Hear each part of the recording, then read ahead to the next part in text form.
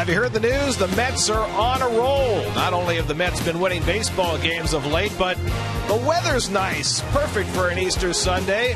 Sunshine, 70 degrees, perfect day to bring the kids and have a great Sunday at the ballpark. At Citi Field in New York, the New York Mets play the Arizona Diamondbacks. Mets baseball is presented in HD by IOTV. Get the best in HD free with IOTV. And a pleasant good afternoon, everybody, and a happy Easter to you. I'm Gary Cohen at Citi Field. Ron Darling joins us in just a moment as the Mets close out their three-game series against the Arizona Diamondbacks, looking for a sweep. The Mets, after their 5-13 start, have won 3 in a row. They beat Houston on Thursday night and then welcomed in the Diamondbacks for the weekend. On Friday night, Mike Pelfrey took them out. He was feeling ill, however, turned in his best performance of the year. Went 7 strong innings. However, the Mets were down 1-0 until Ike Davis hit this drive to center field. Originally ruled in play, but after video review, ruled to be a 2-run homer that gave the Mets a 2-1 lead, and they never looked back. As the Mets got strong relief pitching on Friday night, Francisco Rodriguez finishing it off for his 3rd save of the year, and the Mets took the opener from the Diamondbacks. Yesterday, Dylan G., who was called up to make the start Sunday in Atlanta and pitched very well, got his 2nd start, gave up a run in the 1st. The Mets got him 2 on a Jason Bay hit, and then Bay's 2nd time up, he hit his 1st home run of the year, opposite way, 420 feet into the bullpen, and the Mets were up 3-1. Next batter, Ike Davis, and he hit one out of sight up in the Pepsi porch. 3rd straight game that Davis had homered, and so the Mets were up 4-1. But the Diamondbacks tied it, and it stayed tied until Daniel Murphy skimmed a base hit to give the Mets a 5-4 lead. Murphy would have another RBI hit later as well, and again the bullpen was solid. Pedro Beato in the 7th. Jason Isringhausen here working a clean 8th, and then Rodriguez working around a couple of hits in the 9th inning, striking out the last 2 hitters. Back-to-back saves for K-Rod, and 3 straight wins for the New York Mets, and they go for the sweep today. And all of a sudden, the Mets are playing well in just about every aspect. Well, you kind of mentioned it, Gary. I think that you would think we'd never be talking about power and home runs here at this ballpark. I argue that the biggest hit and home run they've had this homestand is Mike Nickias. On Thursday night, his first home run really got the Mets going right.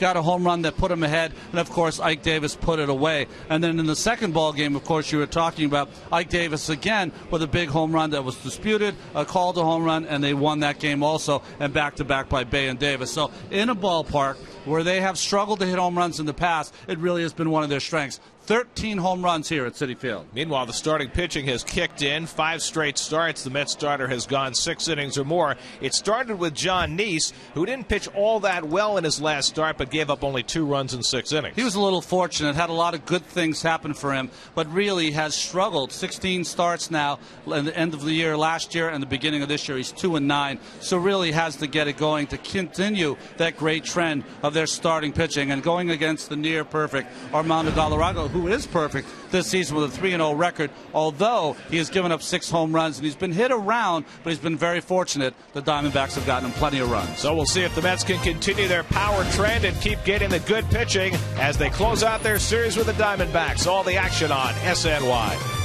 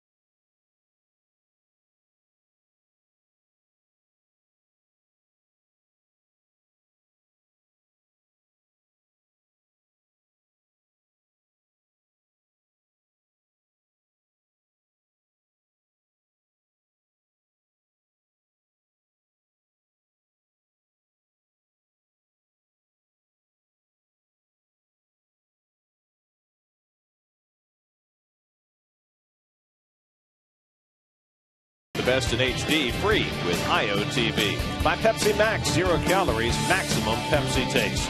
By your Tri-State Ford dealers. By AT&T, rethink possible. And by the Jeep brand, now celebrating 70 years of legendary heritage. Join the Mets fan club for kids. Members receive 2 tickets, an ID card, backpacks, special offers, and much more. Sign up today at Mets.com/kidsclub.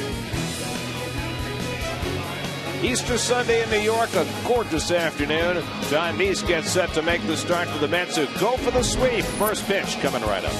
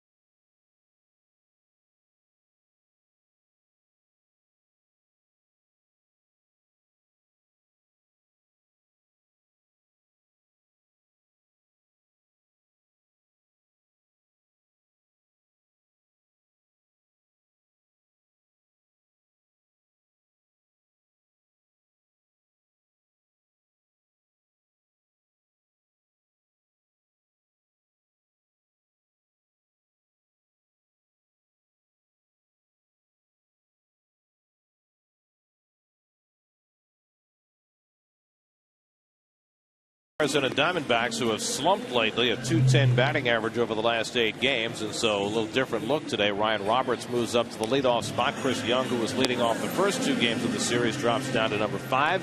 The ex-Met Xavier Nady gets his first start of the season, and the Diamondbacks try and salvage the finale of their road trip. Well, you see the Verizon numbers of Jonathan Meese so far this season, that high ERA, looking for that first win. Last game, not so bad by Jonathan. Got some double plays and a runner thrown out at the plate, but he's going to have to up his game back to the form he had early last season. Look at the Lexus defense for the Mets. You have Jason Bay, Friday, of course, 3rd game in center. Beltran playing these day games in right field. Wright, Reyes, Murphy again, Trench there at second base. Davis and Josh Tolley gets to start again. So Ryan Roberts will lead things off. First time he's led off this year. First time he's done it since 2009, when he led off 17 times for the Diamondbacks. He's filling in at third base for Melvin Mora, who's ready to play, but he's getting Wally pipped by Ryan Roberts these days. Roberts 1 for 6 in the series, and he takes a fastball strike from Meese to start the afternoon. I was thinking if Major League Baseball said you couldn't show your tattoos, he'd have to wear a turtleneck for every day game. Well, there was the pitcher. Was it Justin Miller? And A.J. Burnett. They had to both, but Miller was the big one. But they have to wear long sleeves because it distracted the hitter. I guess they don't care if the pitcher gets distracted. Going inside. 2-1 to Roberts.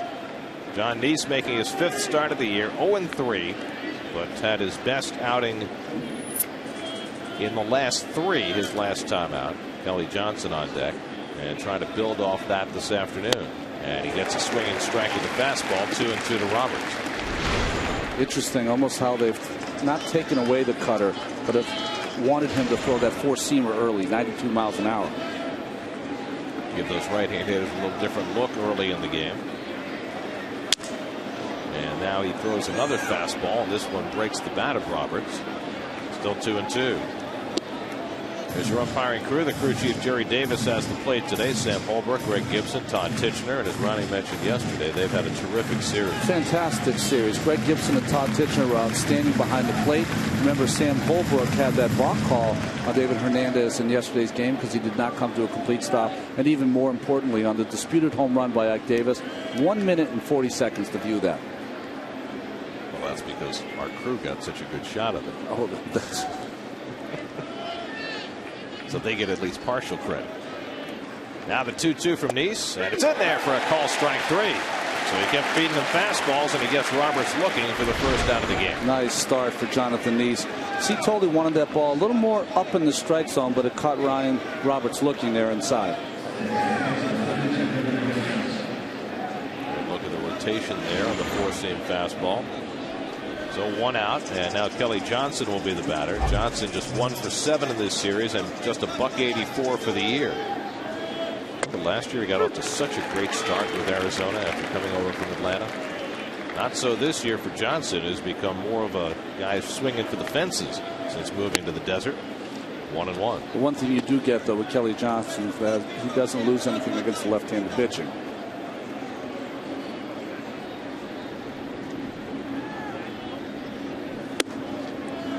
And if they're Ike Davis, he adapts to left-handed pitching and sometimes thrives on it.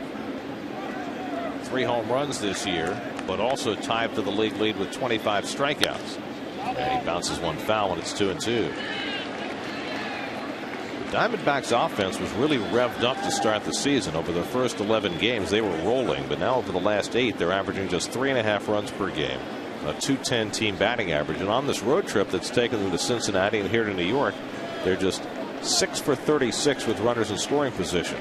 And the Mets staff has had something to do with that. 2-2, struck him out.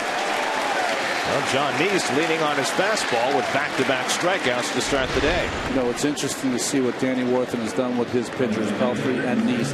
He's tried to eliminate all the pitches and really tried to simplify it early in the game, and you can see that nice picture of that 4-seamer. Straight and true, up and in, a real Achilles heel for most left-handed hitters. Got a great look at that on the Mercedes Ultramo, brought to you by your Tri-State dealers on the web at searchmercedes.com. So 2 out. Here's Justin Upton, and he takes the fastball away for ball 1. Upton 3 for 8 in this series, hitting a .280 on the year. Good numbers against Neese. He's 4 for 6 against John. Neese has had 2 career starts against Arizona. They've not gone well. You know, it's interesting watching Justin Upton. You'd say, boy, he's got 3 hits in the series, but all of them have been broken bats or bloops to the outfield. A double to right and a couple of singles to center, all with a lot of air under them. Good changeup by Neese to get ahead 1-2. So Neese, who hasn't even broken out his curveball and his cutter, throwing fastballs and changeups. That is going to be the pitch in the future that will make him a consistent winner if he can get to the point where he can master that changeup.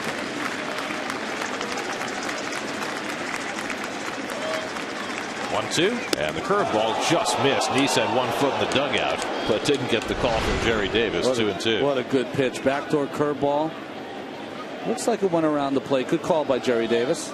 Let's take a look on the overhead. Boy, that looks like it might have caught the corner. Good pitch. Delta keep climbing overhead cam. Upton pops it up. Sunglasses on for Ike Davis. He makes the call and puts it away to retire the side. So Neese, with a very strong start, gets the Diamondbacks 1-2-3. Mets come to bat in the bottom of the first. No score.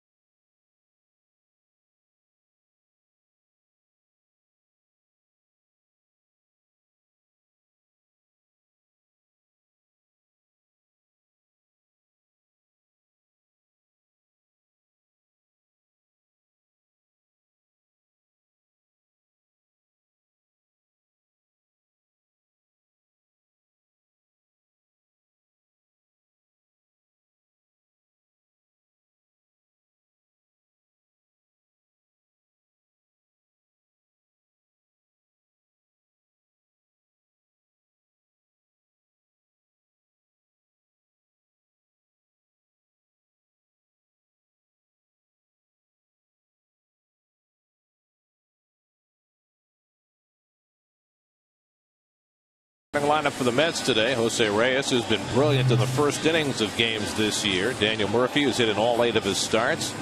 Jason Bay, who's been the catalyst to the Mets' 3-game winning streak. Ike Davis, who's homered in all 3 of those games.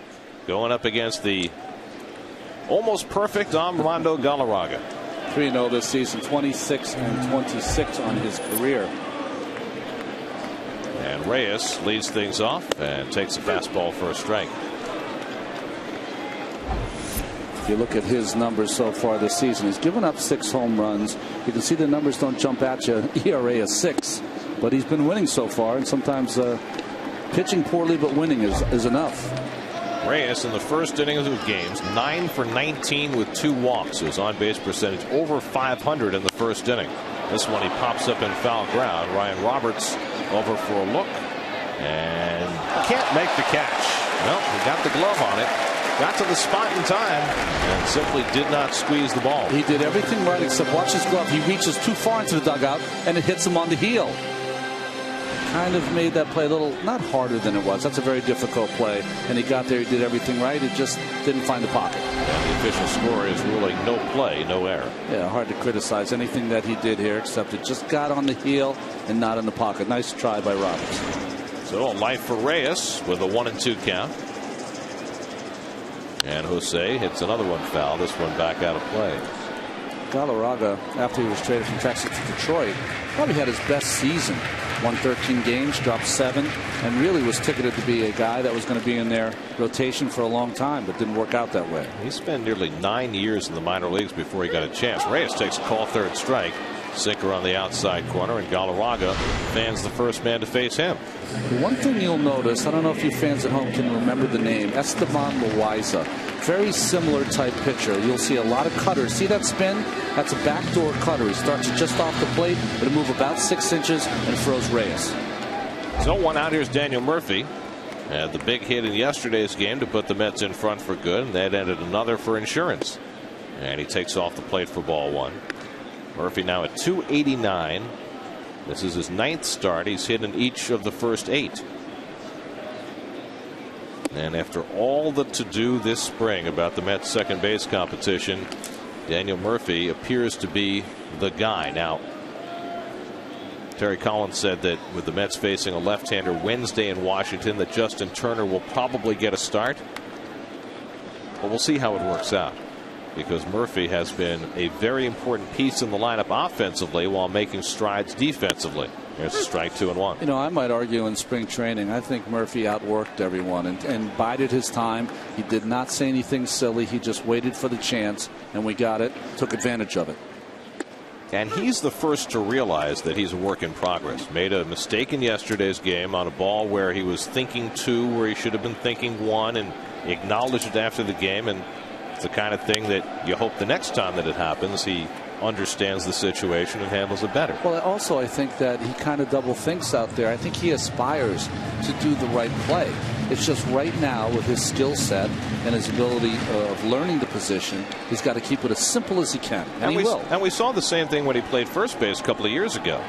Takes it up and away, 3-2. Remember when he was playing first, he would run into the outfield when he should be running into the infield for a cutoff. And he would be the guy that would go out for the relay throw, which you weren't supposed to do. But it's not from a lack of trying; it's over trying. And it's outside, ball 4, and Murphy works out a walk. This is the other thing about Murphy as we look at the defense for the Diamondbacks. A little different today. Power, Young, and Upton the same outfield, but Roberts, Drew, Johnson, Nady, the X-Man, gets a start at first base. Nice to see him out there. And Miguel Montero with that big home run. 5 errors, mostly throwing variety by Miguel.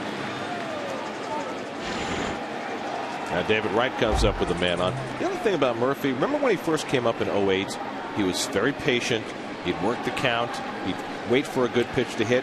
But then in 09, when he was playing just about every day, that seemed to go away a little bit. Well, it appears that patient hitter is back. Remember, Gary, I think he was trying to make a change on pulling the ball a little more. He was hearing some talk about he had to hit for more power and this or that or whatever. He was playing first base. That's not the kind of player he is. He's the guy that's going to generate some walks. He's going to hit the ball on the ground and line drives. David Wright 2 for 7 in this series, hitting a .250 on the year. And a check swing foul ball, 0-2.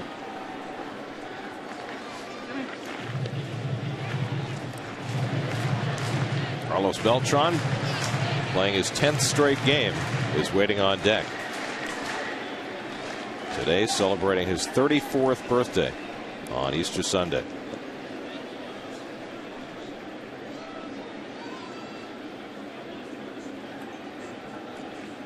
This is a popular birthday for some pretty elite players. It's Chipper Jones's birthday today. He's 39.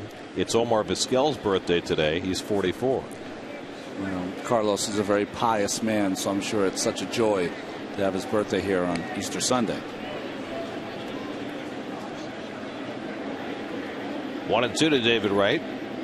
Long hold by Galarraga, and he hits it in the air to deep left field, way back, and that ball's out of here.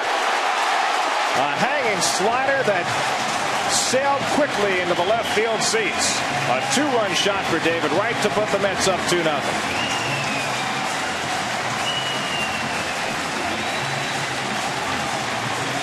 Well, this has been the problem in this early season, although he's 3-0 for Armando Galarraga. 7th home run he's given up last year at 162 innings.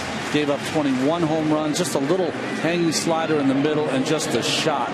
Like to see that foot come up, the release of the baseball, and the bigger the dot. You saw that big dot kind of trailing into David. That's the ball that kind of sits on a tee for the hitter. 4th home run of the year for Wright as Beltran takes a strike. Well, the Mets all of a sudden have begun to find the home run alleys in their home ballpark. Mets today are playing their 13th home game. They've now hit 14 home runs at Citi Field.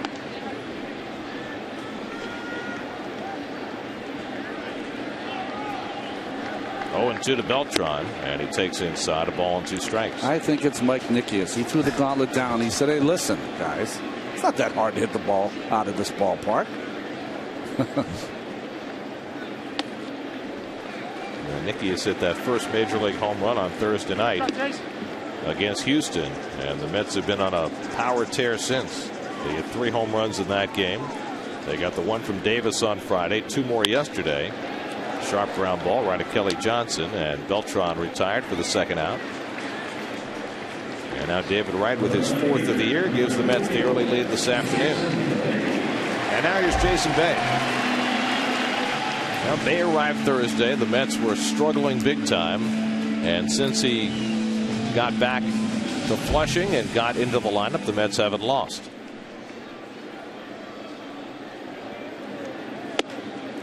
There's something about, you and I have been around him, Bay's personality. It's a very zen, relaxed, not get agitated, not get frustrated kind of personality. And I think it's exactly what the Mets needed. Just kind of an old sage to come in and say, hey, listen, everything's going to be all right. Let's keep playing and playing hard. Well, it has certainly rubbed off on everybody around him. Last year, the Mets brought in a cadre of players who, for the first half of last season, represented a real leadership group in that clubhouse. Bay was part of that. Francoeur, Cora, Barajas, Blanco. Of that group, they were all gone by the beginning of this year, and Bay was down in Florida. Bay's back, and he can be of huge help. And of course, if he can get back to his home run hitting ways from his days in Pittsburgh and Boston, so much the better. Ike Davis, who's had his home run swing tuned up, waiting on deck.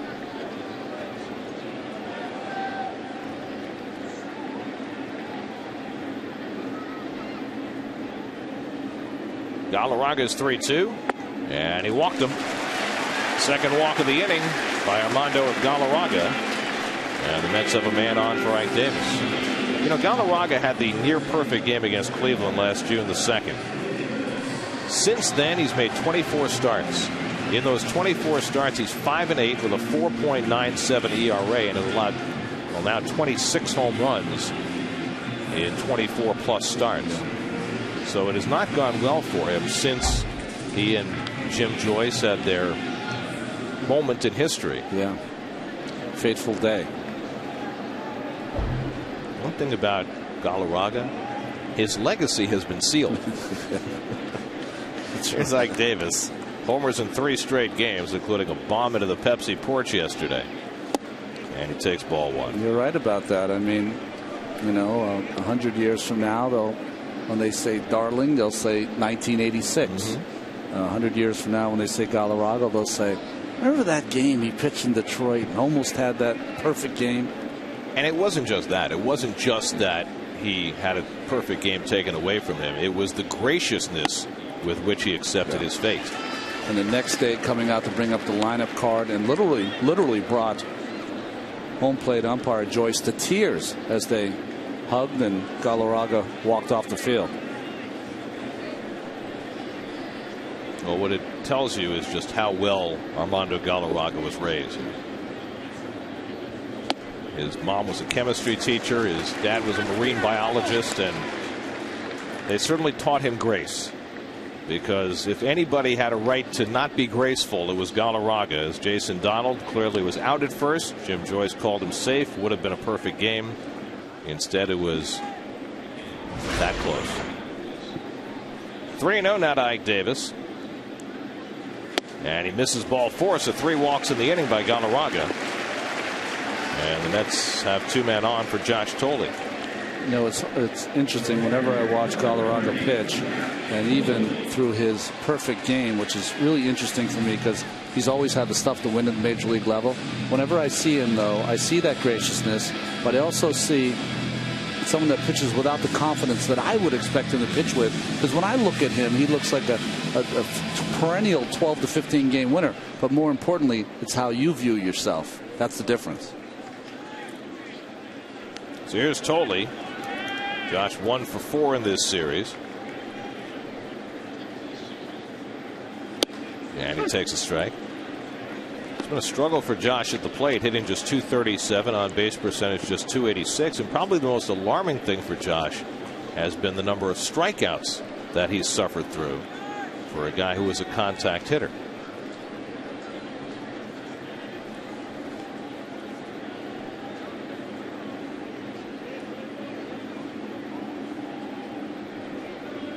And Josh takes it wide. Last year, Thole had 202 at bats, struck out only 25 times.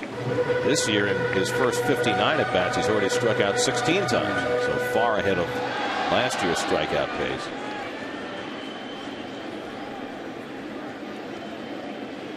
Two out and 2 on with 2 runs home on David Wright's home run. And Thole pops it up in foul ground. Xavier Nady has a play and puts it away to end the inning. But the Mets grab the early lead. David Wright's 4th home run of the year. A bullet into the stands in left field on a hanging slider from Armando Galarraga. And the Mets showing off their power again, jumping in front 2-0.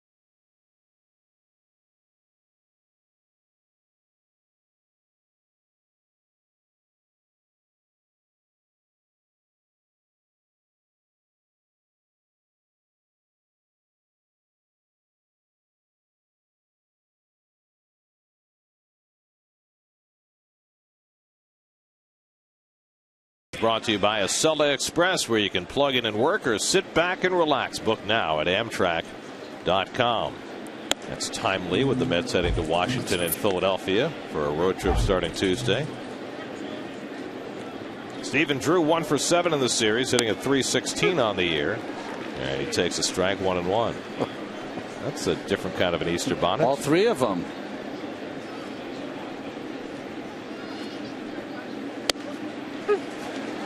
One and two to Drew, with Chris Young and Miguel Montero to follow for the Diamondbacks. Those three cats might have some explaining to do tomorrow. I think they had one goal in mind when they arrived at the ballpark today.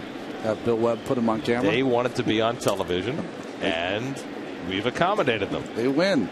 Exactly. It's all about winning, Gary. Soon their friends will be calling them. Curveball hit to center field, and Jason Pridey has it lined up. And Drew retired for the first out. As the 3 days of Jason Pridey's stint with the Mets have gone on, he's looked more and more comfortable out there in center field. Brought here when Angel Pagan was placed on the disabled list. It's really interesting. He and Jason Bay, before the game, as they were doing their running, really went into talking about how the sun comes over the stadium, how it'll change, and as Bay was trying to really help Pridey get used to playing here in a day game that it's sunny as opposed to yesterday. Here's Chris Young, dropped to number 5 in the order, where he has spent most of his time this year. He's really struggled lately, just 1 for his last 18. Now, right field is really the sun field at Citi Field, the way the stadium has been turned compared to Shea. Popped up behind the plate, and Josh Tolle using that glove for shade, and he stays with it for the out. Nicely done by Josh. 2 away. Remember out there, the one person who doesn't really get to wear sunglasses is the catcher, so it makes it so difficult as that sun really just masks his face and stays with it, and that ball's always going to come back. Why? It has that backspin, so it'll go over the stadium and work its way back to the plate. Nice play by Tolle. Mercedes-Benz Ultramo brought to you by your tri-state dealers, on the web at searchmercedes.com. But you have to love the fundamentals there from Josh, using the glove to shade his face. Using the glove to shade his face and get to the netting and work your way back. It's much easier that way.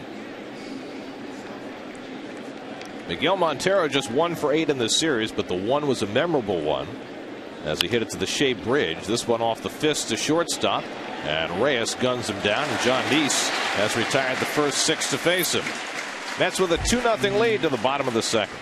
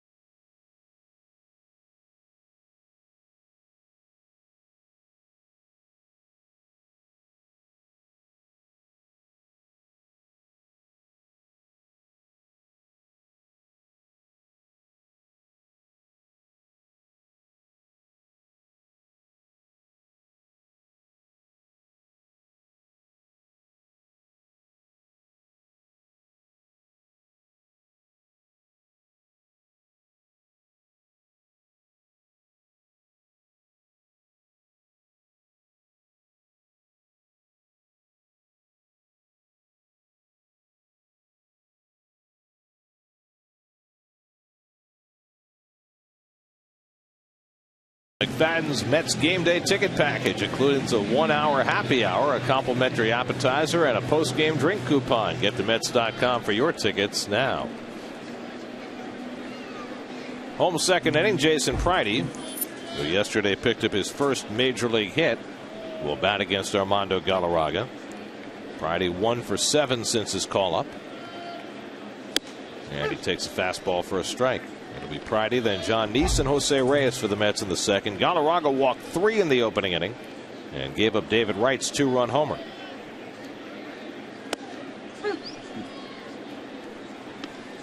Jason Pridey had a little bit of big league time with the Twins. Came to the Mets before last season, but hurt a hamstring and spent most of the year on the shelf. Played just 40 games in Buffalo last year.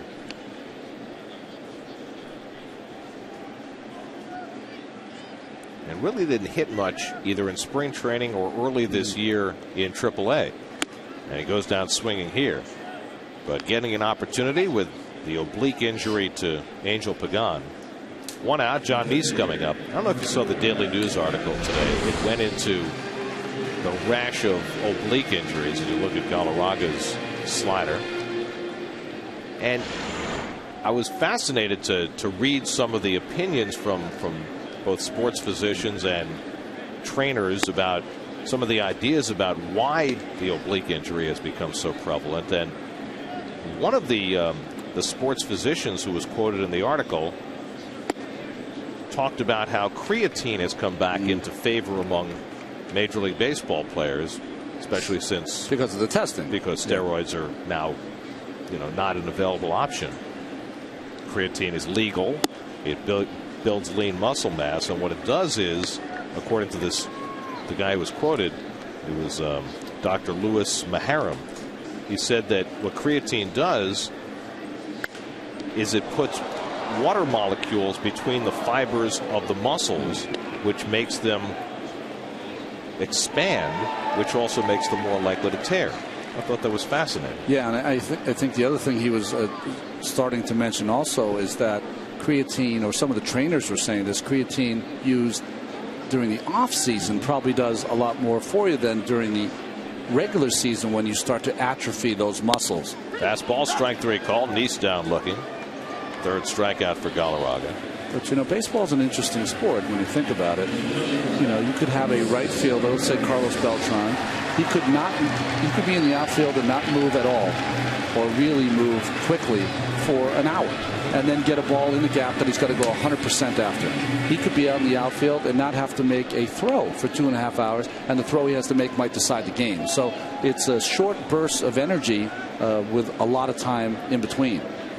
And one of the other opinions that was expressed in this article in the Daily News was that most oblique injuries happen early in seasons and early in games, which gives you the idea that the muscles are not warm enough to handle that kind of stress. As Reyes picks up a 2-out hit, and that's second hit off Galarraga. So it's all fascinating fuel for discussion, and certainly for more research on the part of teams and the league as a whole to try and get a handle on why all of a sudden it's like an epidemic in baseball with players suffering with these oblique injuries. Well, in my day it was the hamstring injury, and they really did a lot of studying to make sure that guys would stretch their hamstrings, and now guys have learned to stretch it since they're 6, 7, 8, 10 years old, so that the hamstring injury is less. And also, you're talking about the oblique injuries.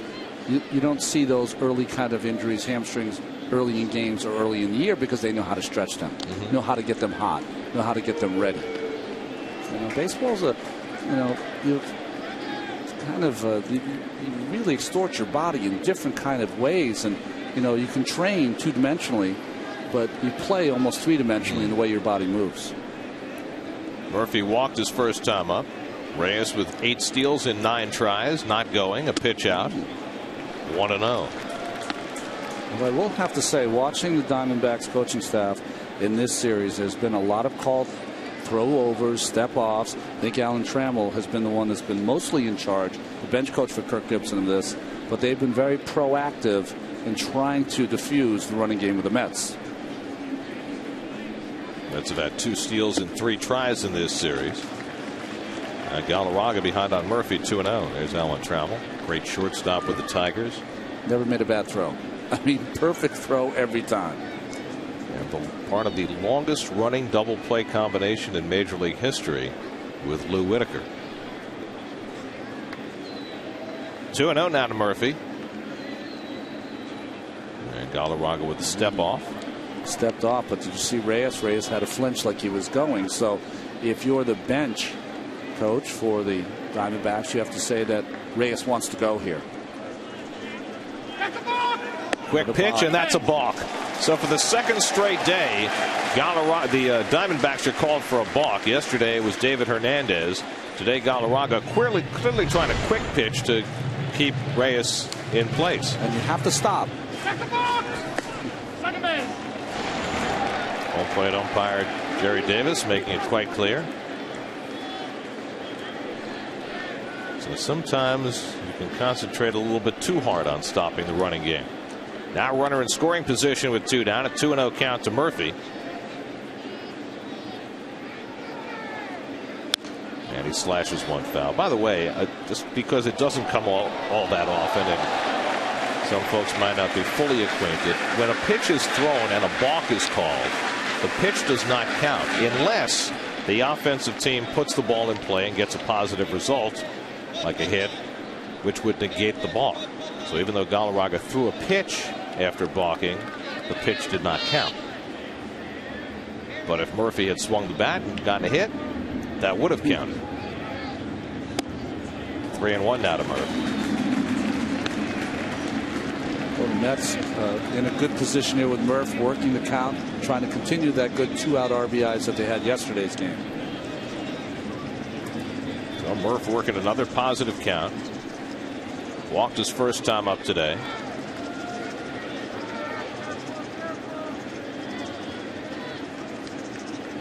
And he hits one back to the mound, and Galarraga makes the play to retire the side. So Galarraga works around his balk, and the Mets take a 2-0 lead into the third.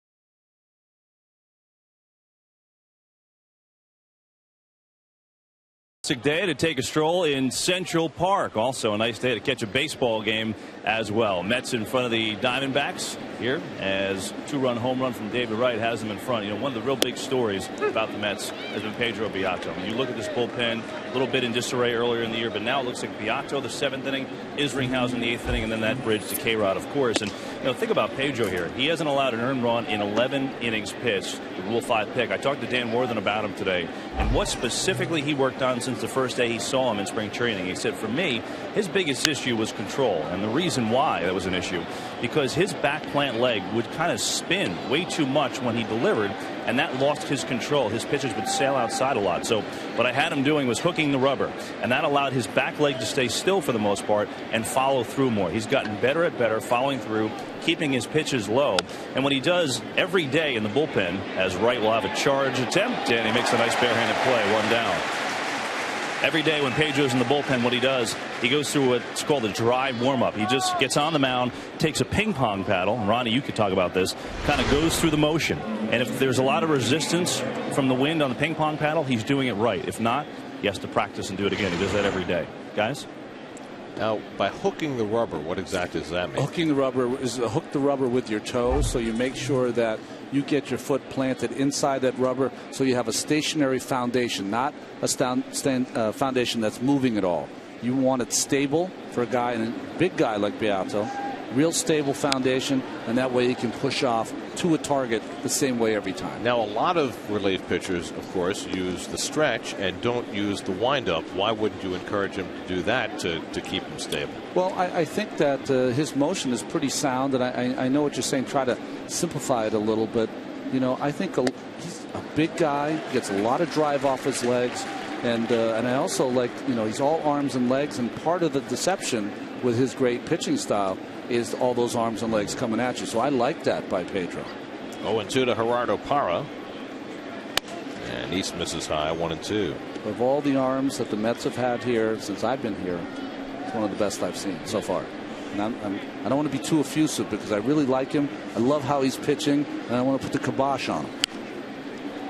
Fisted foul by Parra, and it's still 1-2. Well, it's very exciting to watch a young pitcher like Pedro Beato, especially with his backstory of being a New York kid and everything else, and just off to a phenomenal major league start, and already getting a lot of responsibility 3 weeks into his career. Curveball poked into left field, and that'll be the first Diamondback hit. So Gerardo Parra just reaching out and touching a John Neese curveball, and he's the first man to reach after Neese retired the first 7. Well, the theme of this weekend, I think, watching Parra play, as you see the rotation on that ball, good breaking ball down, is that Parra's scrappy. He's just one of those guys that is going to do a lot for you on the defensive side. He's got great speed, and he'll get enough hits. Normally he would not be playing today against the left-hander, as Galarraga gets set to bunt and fouls it off. But Willie Bloomquist, who has been so good for the Diamondbacks early in the season, we were wondering why he was not playing, and Kirk Gibson finally let everybody know yesterday Bloomquist has a little hamstring tweak. He could play, but he's not playing, and Parra getting the start in left and coming through with another hit.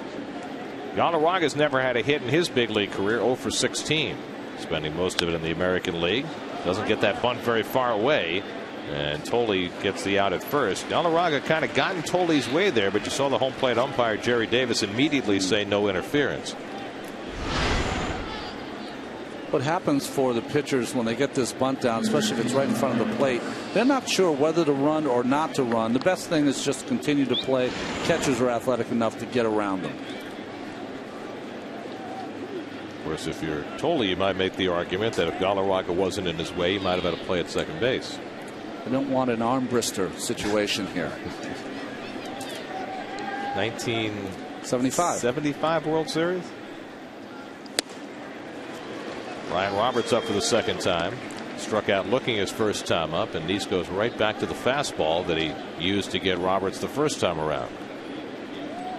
An interesting game plan by Neese early in this game, and it has served him well.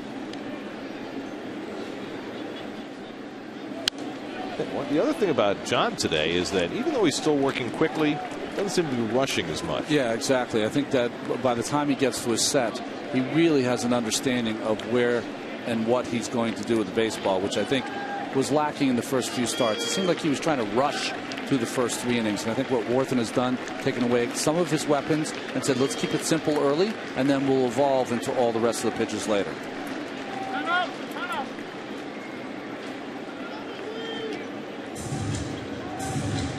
Ryan Roberts, a 30-year-old journeyman who started out with Toronto, finally getting a solid chance to play. Filling in for the injured Melvin Mora, and he's taken that opportunity and run with it. Came into the day hitting .340. And he moves him back 1-2.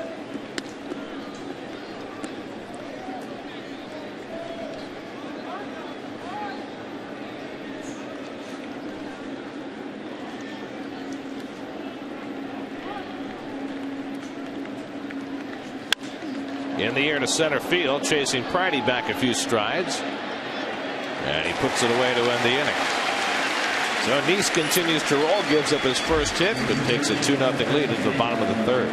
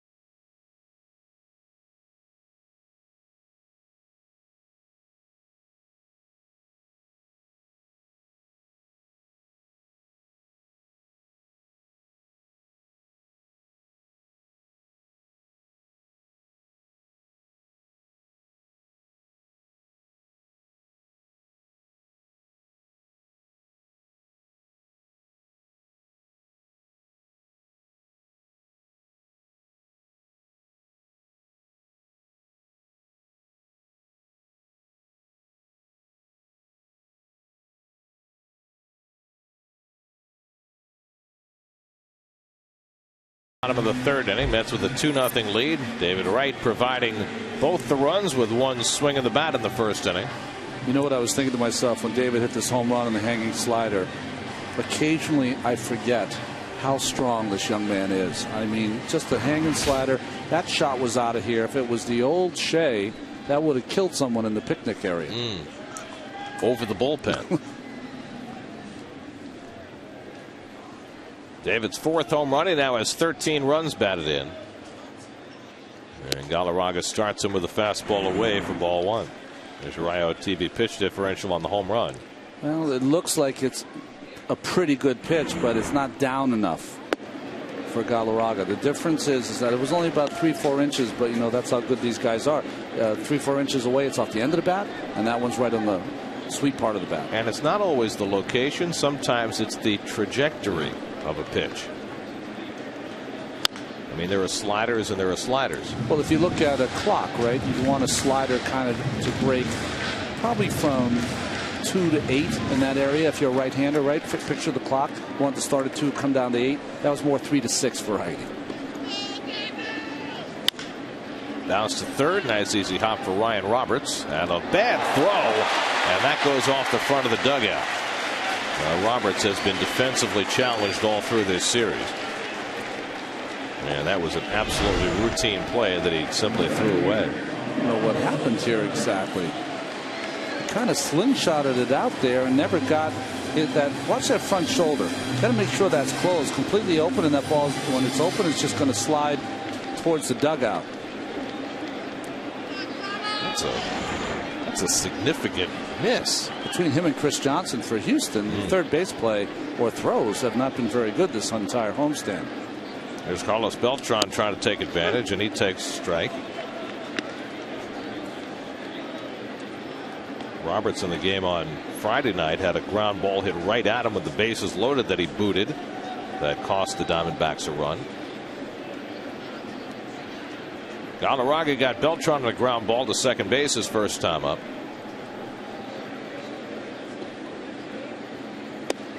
Galarraga is right. He's going to be getting a lot of ground balls, and you can tell that he's not right because of the fact that he's now pitched 20 innings this year and given up 7 home runs. Well, his ball's been up in the strike zone. You see that sinker and changeup that he uses. He's not been able to throw him for strikes. That has been the key.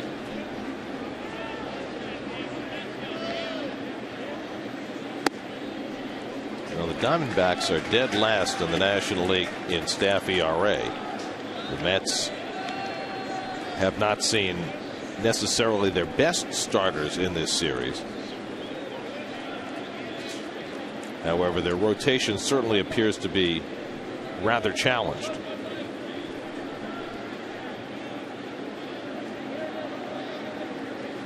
There's a strike, and it's 2-2. Ian Kennedy, whose wife just delivered their first baby yesterday, I guess is considered their best starting pitcher. It's the ex-Yankee, right? Ian Kennedy? And then Daniel Hudson, who was so good when they got him last year, but has been horrendous so far this year. The other pitcher the Mets missed in this series. Where did they get him? From the White Sox, I believe. Yeah. Well, it really goes to show you that an ace of a staff can make up for a lot of woes. When Brandon Webb was at his best, you could throw whoever you wanted to behind him because he was winning every fifth day.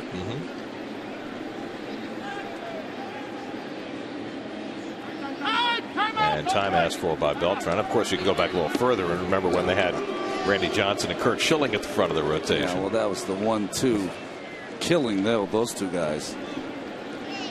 Co-MVPs of the 2001 series, right? That's right.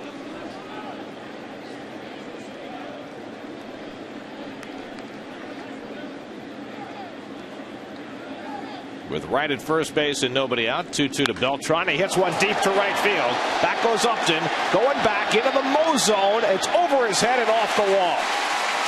Right to third. He'll be held up there. Beltran into second base with a long double. His 7th double of the year, and he barely missed a home run. Well, the right fielders really have a hard time figuring out how far they have to go. You see the release there of this kind of changeup, split finger changeup that he turns over. Beltran out front, but able to get that good part of the barrel on the ball there and off that wall. No play for Upton. Watch David. He does a nice job. He gets to second base, waiting. If he catches, he goes back. He did not, so he proceeds to third base. That's about as good as you can do it right there. It's got to be difficult for a visiting player, but if you play enough games here, you have to know that you never stop. Because if the ball is going to be uncatchable, it's probably going to hit the overhang and be a home run anyway. You know what I mean? You don't have to wait to play the carom off the wall, because if the ball's going to be, if you go back to the fence and the ball's over your head, it's probably going to hit the overhang and be a home run. And I would guarantee you that no outfielder hears that's an opposing player. Jason Bay drew a walk his first time up. Infield back up the middle, in at the corners, second and third, nobody out. Similar situation in the first inning. Bay yesterday singled home 2 runs. Well, the only pitch that has given Jason trouble since he's been up is that sinker down and in. It's a pitch he doesn't really like to hit. He usually grounds out on it, and he's not been able to take it. That'll be the pitch. If he can take that and get Galarraga to get that ball up, then you're going to be in business. Galarraga ahead 0-2. And he just gets a piece to hang in there. Well, it's a good pitch. It's down middle, of course, but it's definitely down. But you see, Carlos is fooled, but he's just so strong that even with one hand fooled off the front foot, he can hit it off the wall. You have to love what you've seen from Carlos offensively so far this year. 0-2 to Jason Bay. And that misses. 1-2. Galarraga has struck out 3 and walked 3 over the first 2 innings plus. Mike Davis waits to hit next. It's such a difference, the length that the Mets have in this lineup now, with Bay hitting 5th and Davis hitting 6th.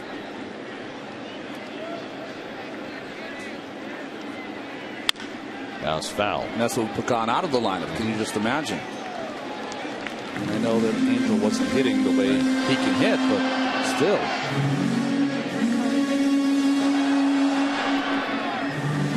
With Murphy in the 2-hole right now, the Mets have a top 6 that they have to be very, very happy with.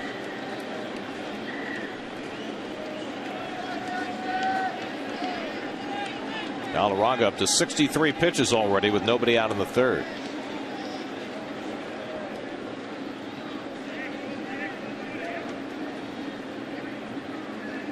And Bay goes down on the slider. And Galarraga has the first out of the inning. 4th strikeout for Armando Galarraga.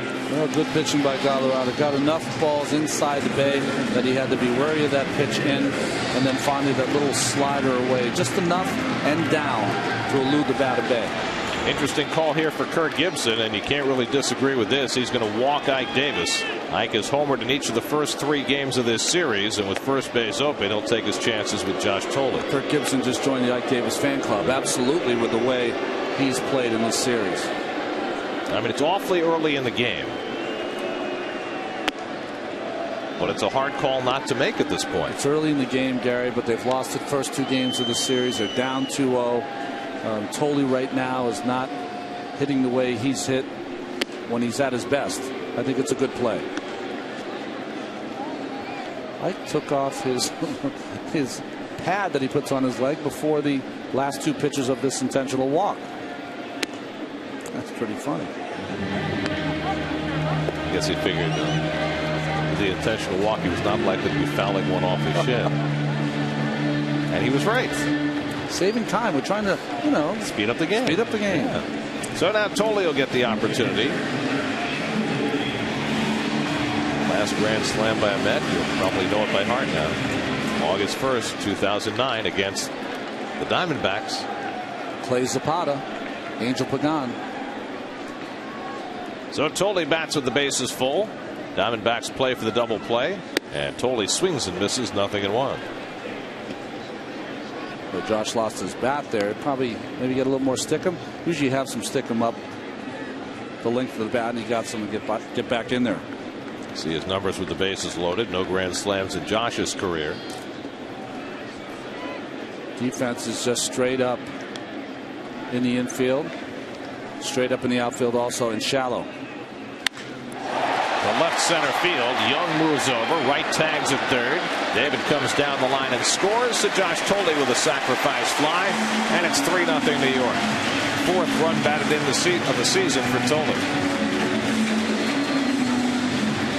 You know, I know Josh has tried to spend some time looking for the ball in and pulling occasionally. But this is bread and butter for him, Gary. He likes that ball out over the plate, shooting that ball to left center field. Nice hitting by Josh. So the Mets pick up an unearned run. Remember, the inning began with Ryan Roberts making that awful throw on Wright's ground ball. And now David has come in to score.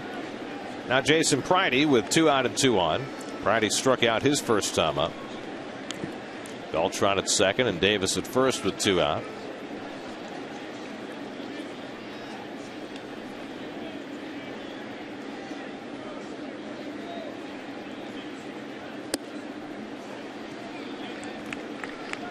John Neese would be next. Well, Pridey didn't do a lot of hitting in Buffalo, but did have 3 home runs. Grew up in Prescott, Arizona. First series as a Met against his home team. Got all his family and friends back there in Arizona watching. Breaking ball down 2-0.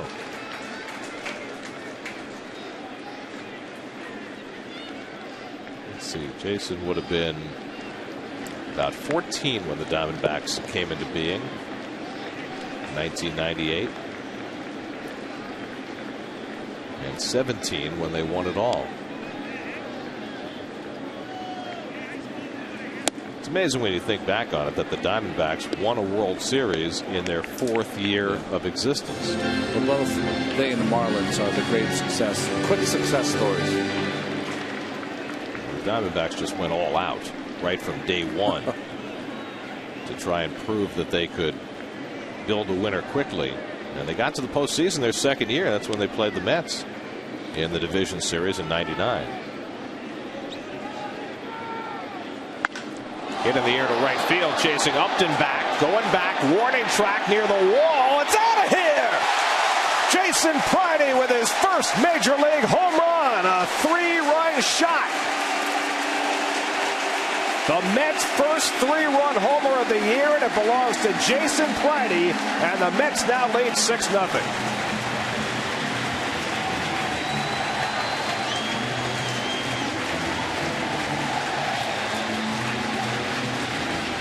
Well, you mentioned the power in Buffalo. It translates to Flushing. Well, they're jumping up and down a little bit in Arizona. Nice first hit in yesterday's ball game, first home run today. Again, a little fooled like Beltran was. This little cutter down and in. See how he's a little out front?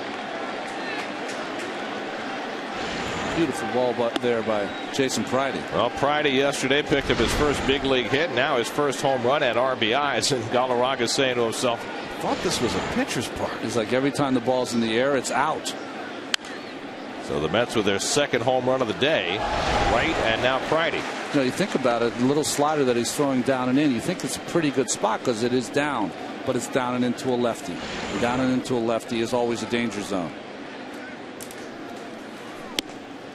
Strike 3 call. Nice is out, and the inning is over. The Mets score 4 runs. They'll all be unearned. But that doesn't bother Jason Pridey. His first big league home run, and it was big league in every respect. Mets' first 3-run homer of the season, and they're off and running 6-0 after 3.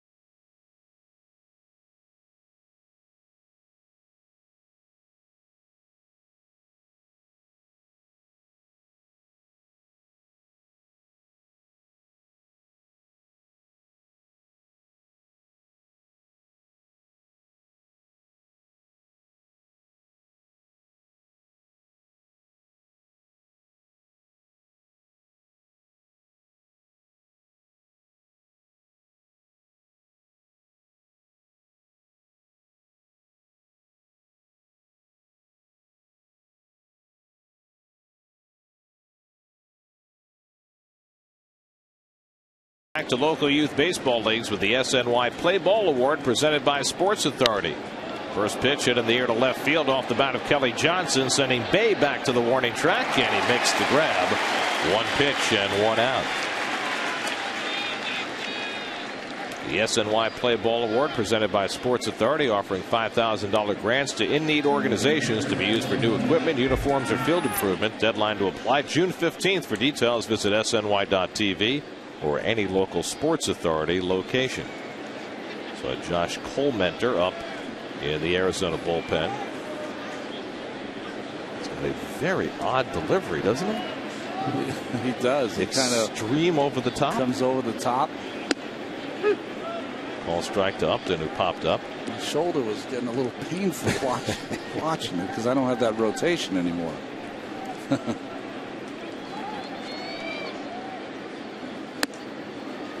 And a check swing, and Upton went around 0-2. Diamondbacks have had only 1 base runner against John Nice, an opposite field single by Gerardo Parra in the 3rd. Meanwhile, the Mets have played long ball again and lead 6-0. What a nice moment for Jason Pridey. A 3-run homer and no cheapie. Back in the Mets bullpen in right center. So are people going to stop calling this a park where nobody can hit home runs? That's 15 of them for the Mets in their first 13 home games. Maybe we have the reverse humidor working somewhere. I don't know.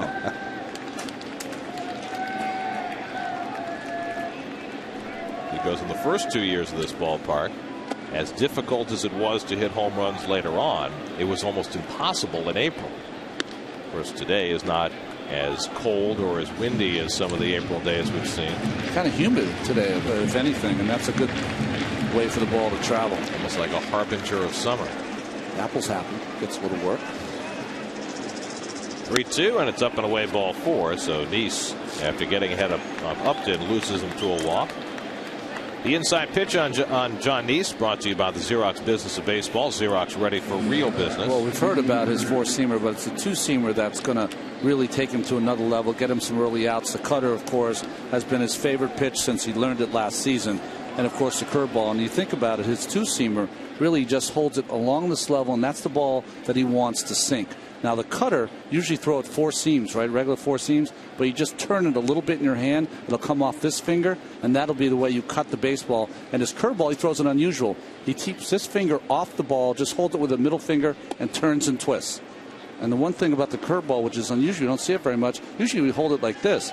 He takes that finger off, holds the middle finger, and turns and twists. And that's how he gets that great rotation. It's good rotation, as you've seen in many left-handed curveballs in some time. Now, why does the one finger produce more rotation than the two fingers? Well, I think what happens for some pitchers is that a guy like Jonathan, what he found out is that when he would grip the baseball, and he's got pretty big hands, that the index finger was playing a bigger part than he wanted to. So if you lift that finger off the ball, now you have all the pressure on that seam because it's all on the middle finger, and that index finger never plays a part. So you use that middle finger to almost push down on the seam. Yeah, you push down on the seam, but all the weight now is just on that one finger. And so you get the pull with that middle finger, push with the thumb, and that's how you get that great rotation. And he's got as good as I've seen from a left-hander in quite some time.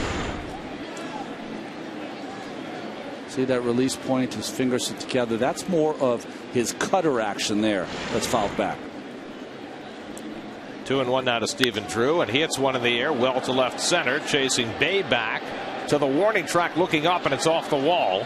Upton goes to third, and Drew into second base with a long double, which at Chase Field in Arizona would have been 20 rows back in the stands. Again, getting on the outside part of that baseball, trying to cut it away from Drew. He has not had the good cutter today. You can see that ball never cut. Stayed true right down the middle to Drew. And luckily that tall wall in left center field. This is something Jonathan's going to have to work through. 6-0 lead. You want to make sure you get your team back in the dugout. And he's had a little misstep here of having 0-2 to Upton and then going and walking him. These are on balls that have actually been put in play. He's obviously had more trouble putting people away with the cutter than he has with any other pitch this year. As a call strike. And I think last year, you know, those are decisive pitches. His cutter decisively would put people away. It's not doing that so far this season. Upton at third, Drew at second with only the second Arizona hit of the game. And the curveball hit to short. A run will score as Reyes throws out Young for the second out. Upton comes in with the first Arizona run, and it's 6-1 New York. So Young picks up the RBI, his 14th of the year. 2 out of the inning, and Drew still at second. And this is one of those limit the damage innings. Yes. If you're up 6-0, you say, okay, you got your one, and that's it. Listen, you're kicking yourself if you're Jonathan. You know, you have a 6-0 lead and you're 0-2 and up and you're walking. Listen, I've done it a million times, and you kick yourself about it because you want to give him a chance to put the ball in play with this kind of lead. Here's Miguel Montero, who grounded out to Reyes his first time up, and takes that cutter for a strike.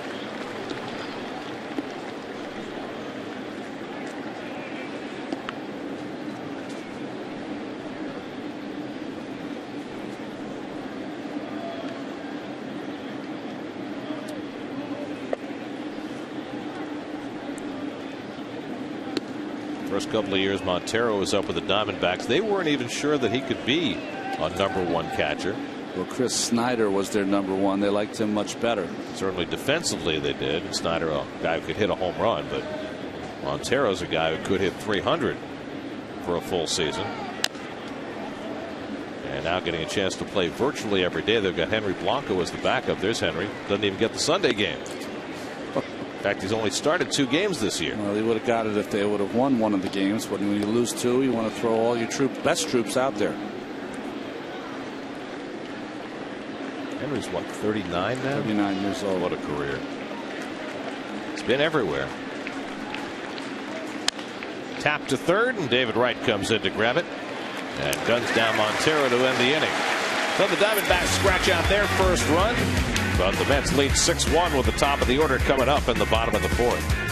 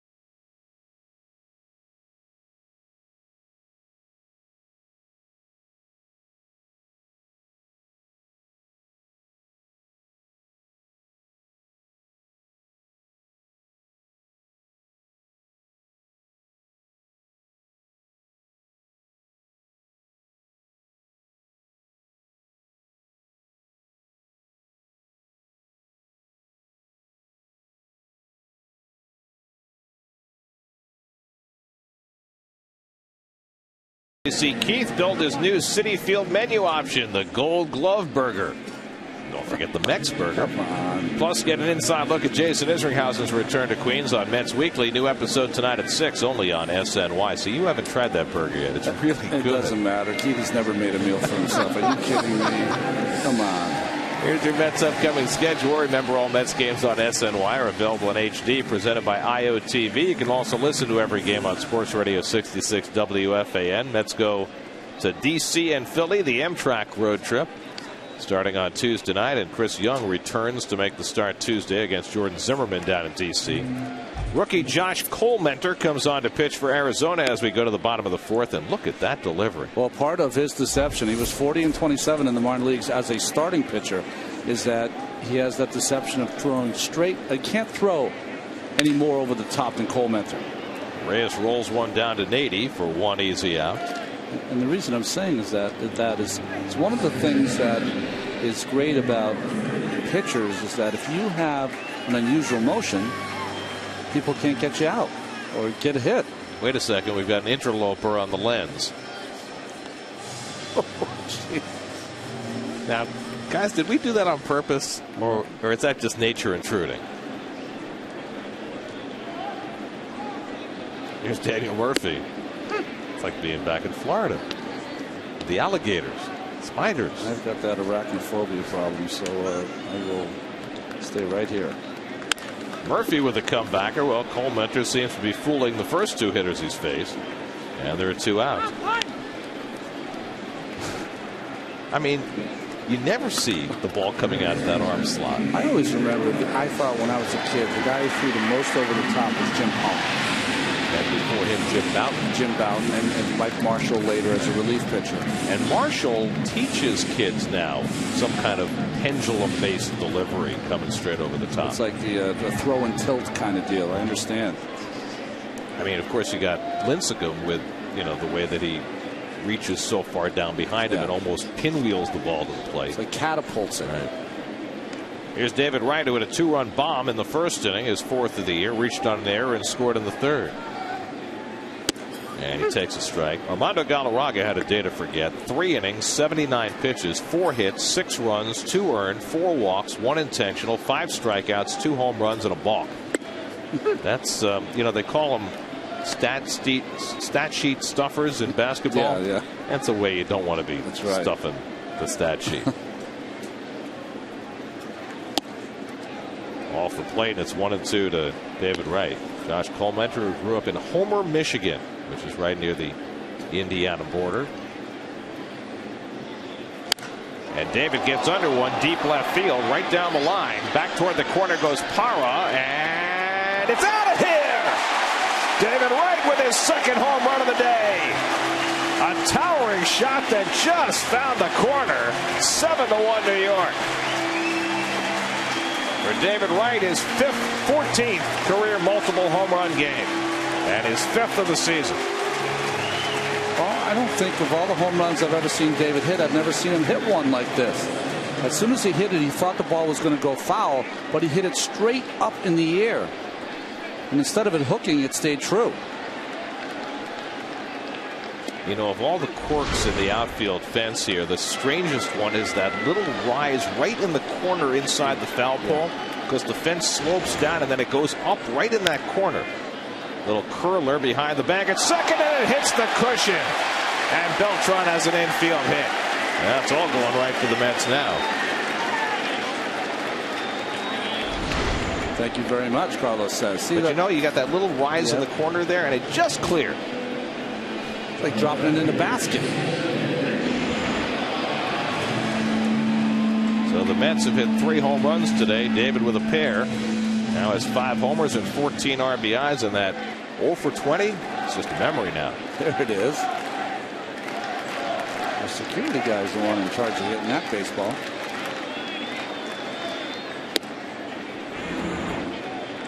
Well, he wants this pitch up and in, but it catches more the middle of the plate. Maybe I'll take that back.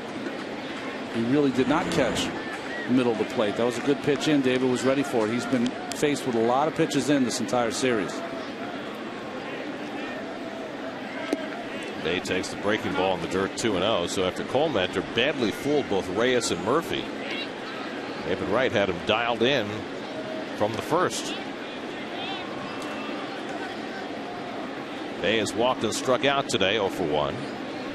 That's now with 7 runs on 6 hits, including 3 home runs. And a strike from Colementor, 2-1. There used to be a pitching machine in the day. They don't have many more. They used to call them Iron Mike, where the ball would take forever to get over and finally flick it at you. And that's kind of how Colementor throws the baseball.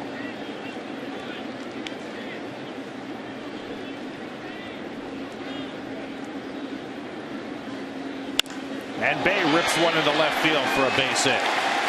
So 3 straight 2-out hits. And the Mets have a couple of men aboard for Ike Davis.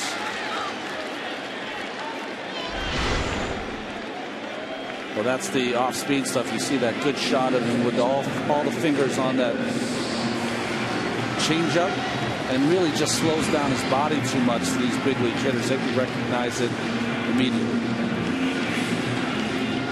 So now Ike, who's been walked twice today, the second time it was intentional. That didn't work because Josh Tolley followed with a sacrifice fly, and then Jason Pride hit a 3-run homer, and the Mets were off to the races against Galarraga.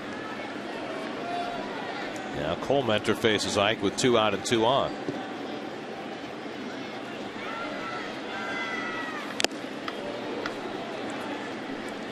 Have you noticed when Ike comes up, there's a lot of oohs and ahs when he swings and misses? I mean, people are starting, I can't speak for the fans, but they're starting to anticipate another long home run by Ike. Well, there are certain guys over the years whose at bats you would never want to find yourself at the hot dog stand for.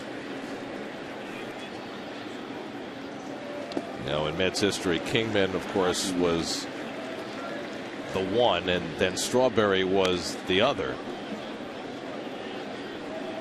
I think maybe insinuating himself into that company. Because you're right, it isn't so much the number of home runs, it's the wow factor.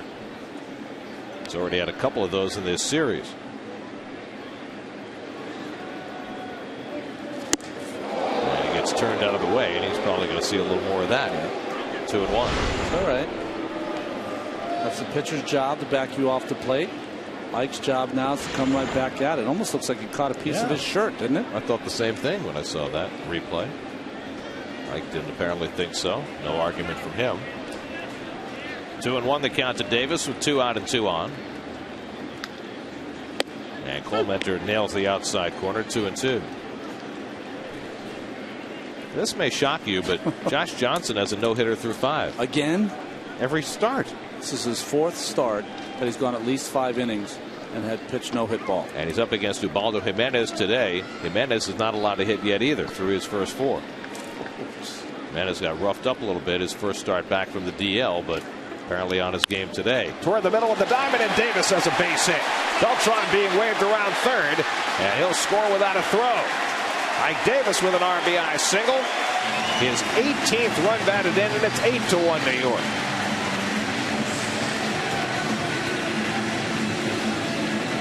Well, the Mets with 4 straight 2-out hits, picking up where they left off yesterday. Boy, Ike is as close to a 1-a-day vitamin as you get, right? Every day he gets an RBI. Little two-seam fastball. Trying to run this away from Ike, but it stays pretty true. Ike doesn't try to do too much. Got on top of that higher fastball. A nice job of knocking in. Beltran, nice job of Bay going from first to third also. Mets yesterday had all 6 of their runs score with 2 outs. Now their last 5 runs in this game have scored with 2 outs. Josh Thole drove on a run with a sacrifice fly in the 3rd. First and 3rd and 2 out. And the curveball in for a strike. Bay is at 3rd, Davis at 1st with 2 down. 4 straight 2-out hits for the Mets against Josh Colementor in just his 3rd big league appearance.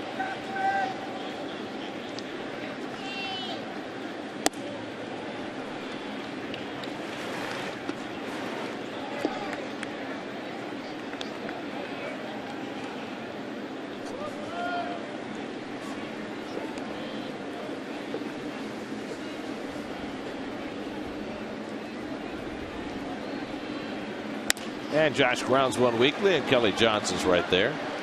That ends the inning, but the Mets add 2 more 2-out runs.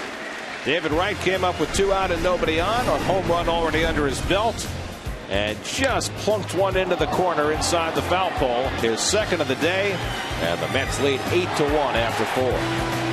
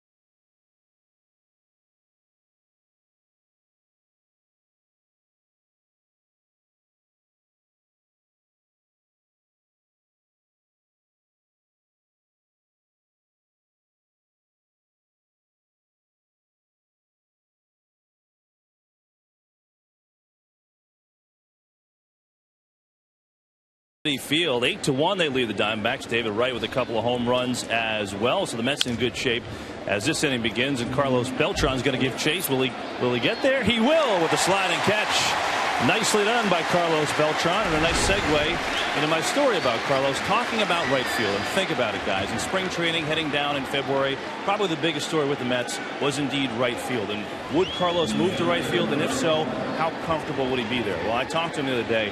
He loves it. He flat out loves it in right field. It has not been a transition for him at all.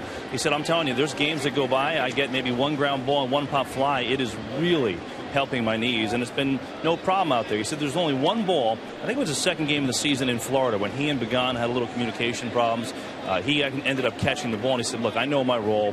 He's just got to get used to when the center fielder calls, it's his ball. And obviously he was a center fielder for so long. The other thing really involved in his position is, positioning yourself for certain hitters. And he said, look, when I was a center fielder, I never really liked to move guys. We all know where we should play. We've read the reports. We've done our job in the scouting and everything like that.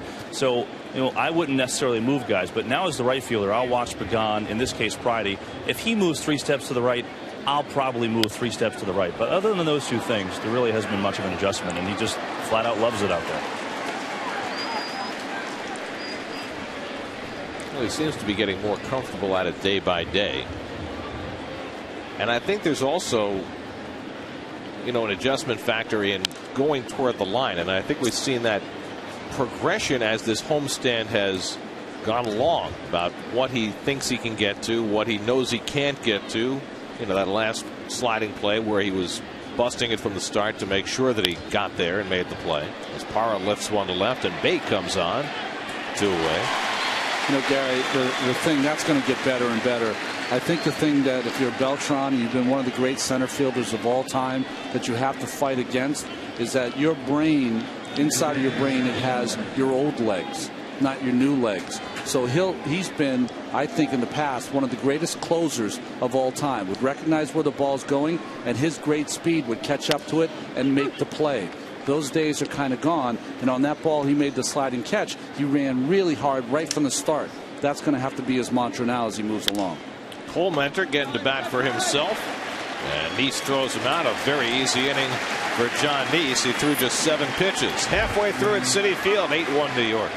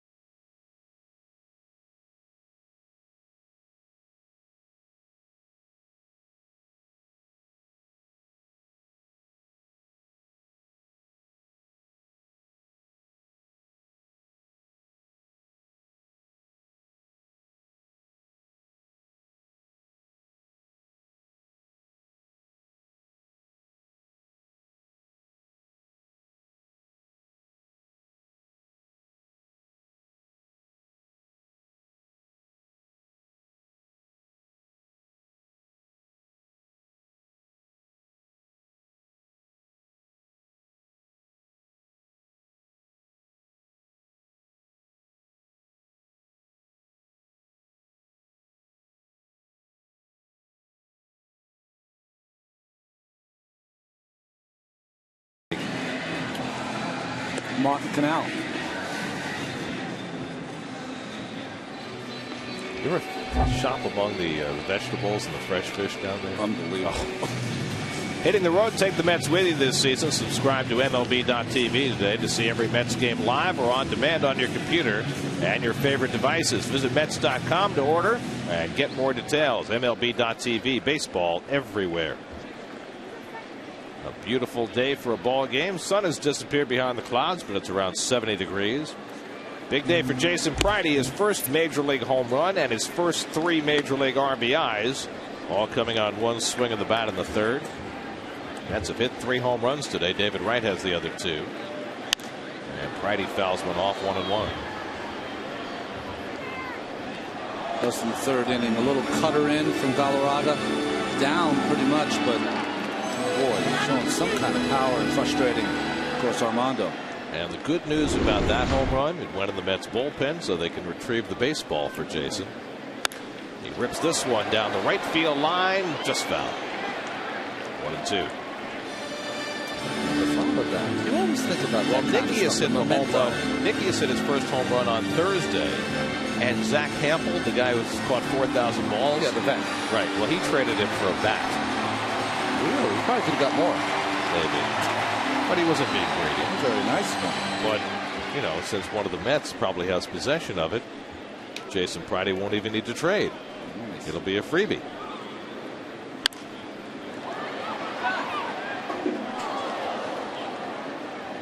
You think about growing up as a kid, baseball player, come out of high school, get drafted or go on to college.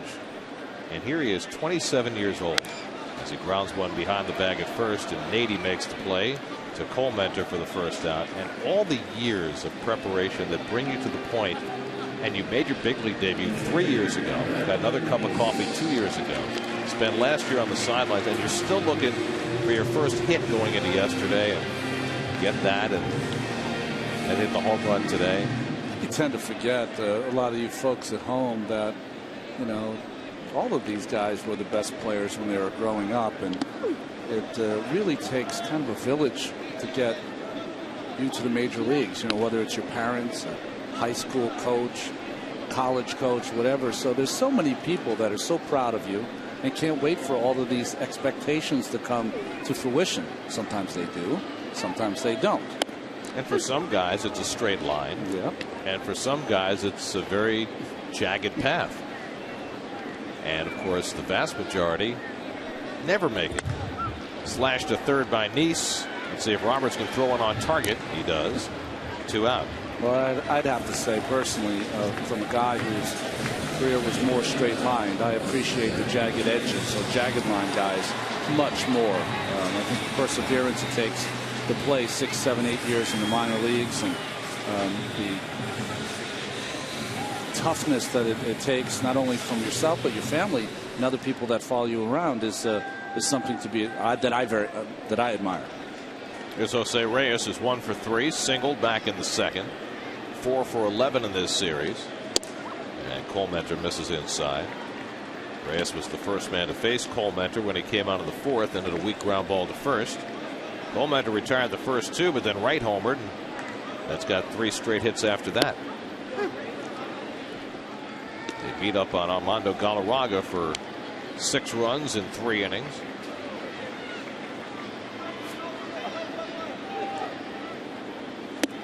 And Colementor, now in the big leagues, might be auditioning for a spot in the Diamondbacks rotation, which clearly has suffered so far this year. Little check swing tapper. Reyes in a race with Colementor, who throws him out to end the inning. So a 1-2-3 inning for Josh Colementor. 5 in the books now at Citi Field, with the Mets up 8-1.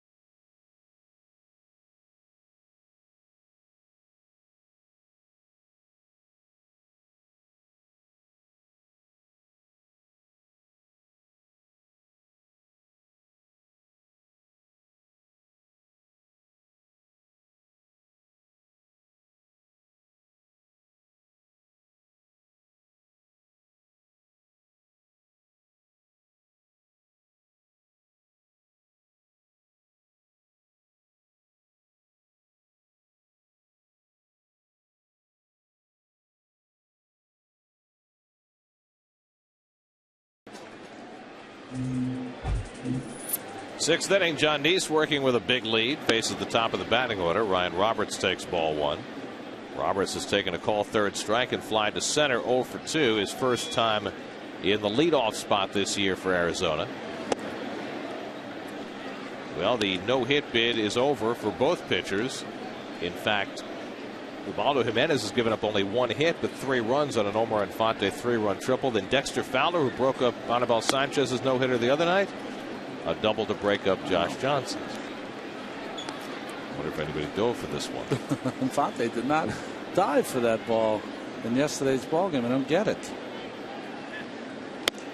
And there's ball 4. So Roberts draws a 4-pitch walk, second one given up by Neese. Well, last year was the year of the no-hitter, and of course Halladay not only threw that perfect game in the regular season, he also threw the no-hitter in the division series against the Reds.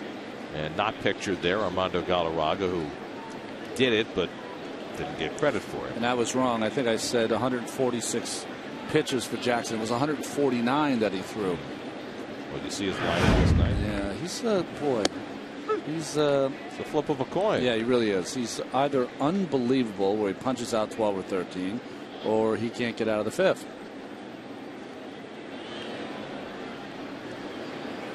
Kelly Johnson fouls it back 0-2. Here's an interesting question for you. Okay.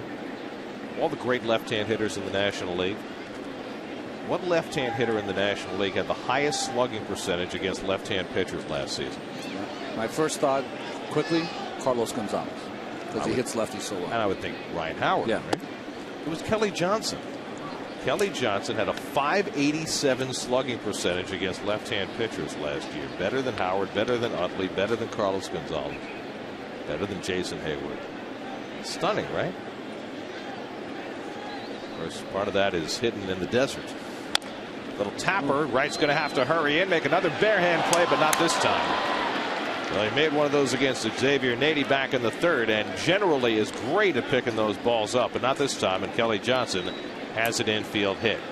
Time to check in with Jonas Schwartz for a New York State Smokers Quit Line game break.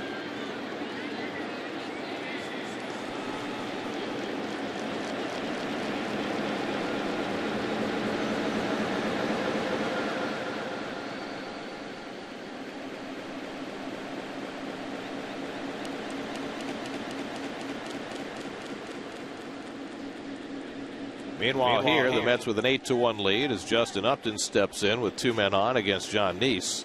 Upton has popped up and walked today, 0 for 1. And he hits it hard down to first. Nice stop by Davis. Out at second. Reyes with the return. Neese covers, but not in time. Mike Davis, the awkward stop there. It kind of didn't turn the glove the right way. Well, you know what? The ball was in between. Almost beat him to that short side. Good job by Reyes and Neese getting there in time. Remember Neese when he covered that bag once and got hurt? Well, hopefully those days are over. Good job of just getting to that baseball. What was very interesting to me on that play was what Daniel Murphy did, racing into foul territory to back up that throw. Great hustle by Murph. It's one of the interesting things about Murphy. You said it earlier in the game about how hard he's trying out there, and that was as hard as I've ever seen a second baseman run to back up a play like that. See the play here. You watch Murph now. This ball he's got to go that way to Davis. Davis makes the play and comes back, and Murph sprinting to try to get behind the first baseman there. The one thing you have to watch out for in that play, let's say that Davis catches that ball at the first base bag, tags the bag, and goes to Reyes. Murph's got to be sure that he doesn't get in that position, because he might have to get involved in a rundown. So, you know, there's all those little things, but great hustle there. Stephen Drew is 1 for 2, double to left center his last time up, and he lifts this one behind second base. Murphy's not going to have a chance for it, and it falls for a hit. Roberts comes in to score on the pop fly single by Drew, and now it's 8-2 New York. Drew with his 13th run batted in, his second hit of the day.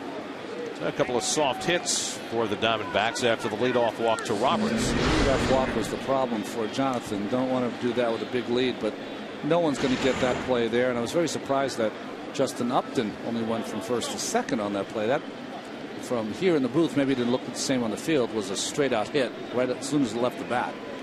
So now Chris Young trying to build on that. Had an RBI ground out his last time up, 0 for 2.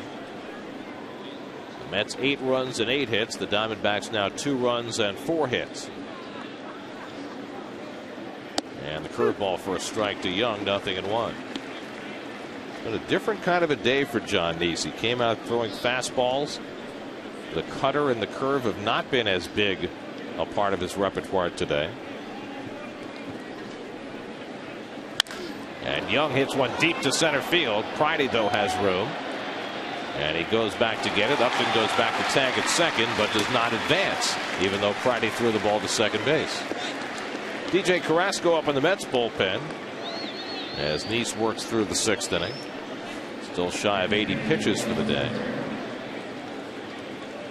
Strange trip around the bases for Justin Upton, huh? He's been in between the entire time. You know, you think about it in a strange way. If he had taken first or third, that is a run for the Diamondbacks. Gets him a little closer, and you know that's what you try to do in these games. Try to inch your way back. So he's still at second. Drew at first with 2 out. Now Miguel Montero, who has been up twice, grounded out both times. And he grounds one to Murphy. Nice hop at the midsection and throws him out to end the inning. So again, Neese limits the damage, gives up just the 1 run. It's 8-2 New York.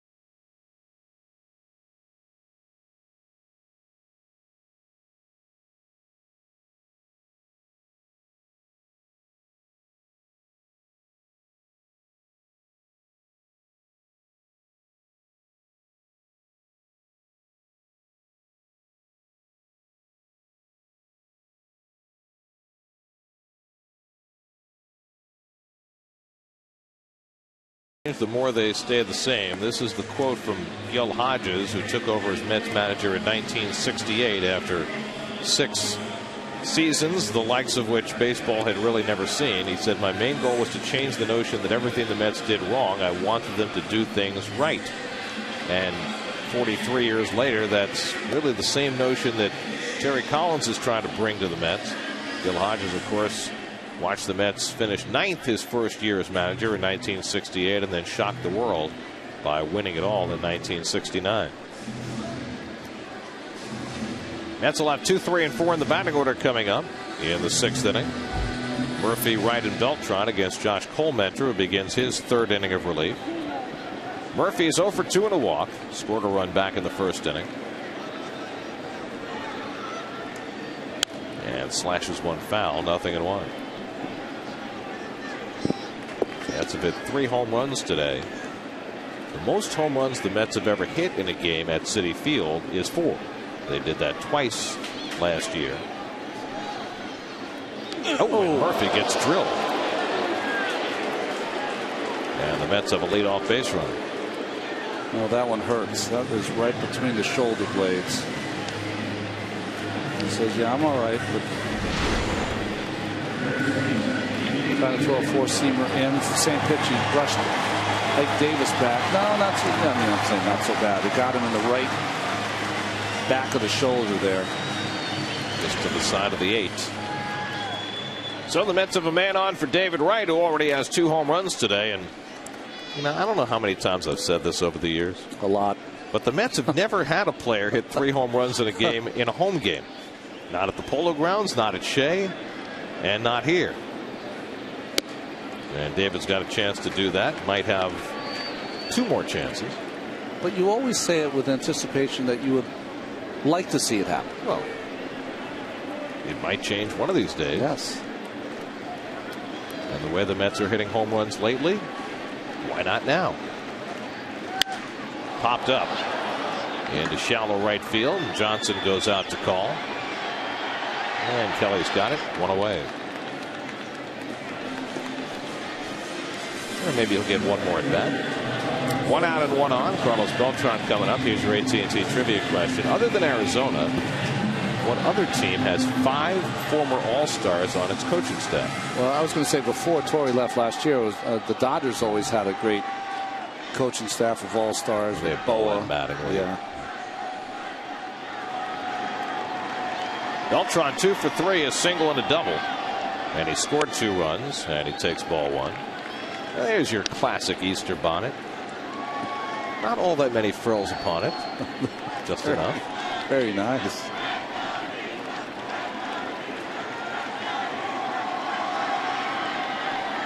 When the day began, you needed that bonnet for shade. No more. Sun dipped behind the clouds about half an hour ago.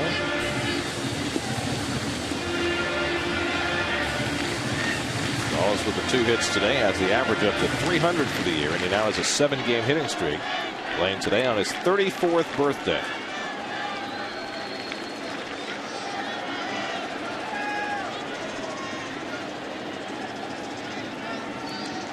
One from Cole Mentor, and it's hit in the air to right field, chasing Upton back to the warning track, and makes the catch right near the fence. So Beltran making a bid for a birthday home run, comes up a little shy for the 2nd out. So Patterson, the lone lefty in the Arizona bullpen, gets up with Ike Davis 2 batters away. It's in his contract. He has to pitch every game at Citi Field when his team is here. Well, as this series has gone along, Kirk Gibson has adjusted to the idea that Ike Davis is a big threat. Ike is a problem. Yes, exactly. Well, Ike is turning into the Mets version of Howard and Utley or Hayward, the National League East left-hand hitter who you have to control. Jason Bay takes ball 1. Bay is 1 for 2 and a walk.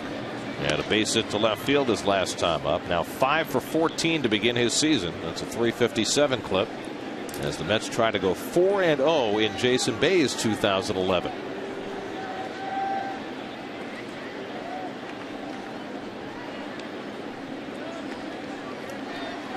Bay coming back from the oblique injury. By the way, Ronnie Polino, who left the game on Friday down in St. Lucie or in Buffalo with the oblique issue, is sitting out today.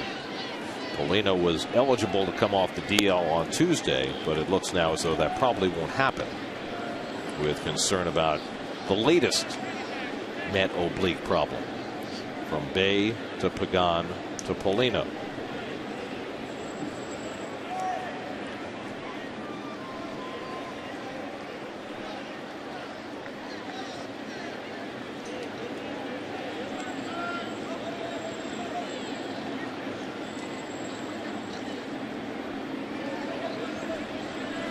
Jason takes high, snap throw by Montero, and Murphy's back. But with Polino's return imminent, you and I talked on the air yesterday about the possibility of the Mets going to 3 catchers when Polino comes back. And I raised that with Terry Collins today, and he said they have discussed it, and it is a possibility. Not only because they like Polino as a right-hand pinch hitter off the bench, but because that would enable him to pinch run for his catcher late in the game.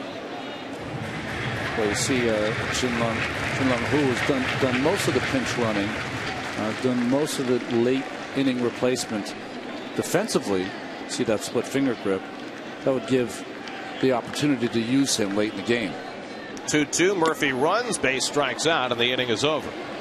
So the leadoff hit batsman, Murphy stranded. Cole Mentor with his first strikeout. He's turned in 3 innings of relief. Mets lead at 8-2 as we go to the 7th.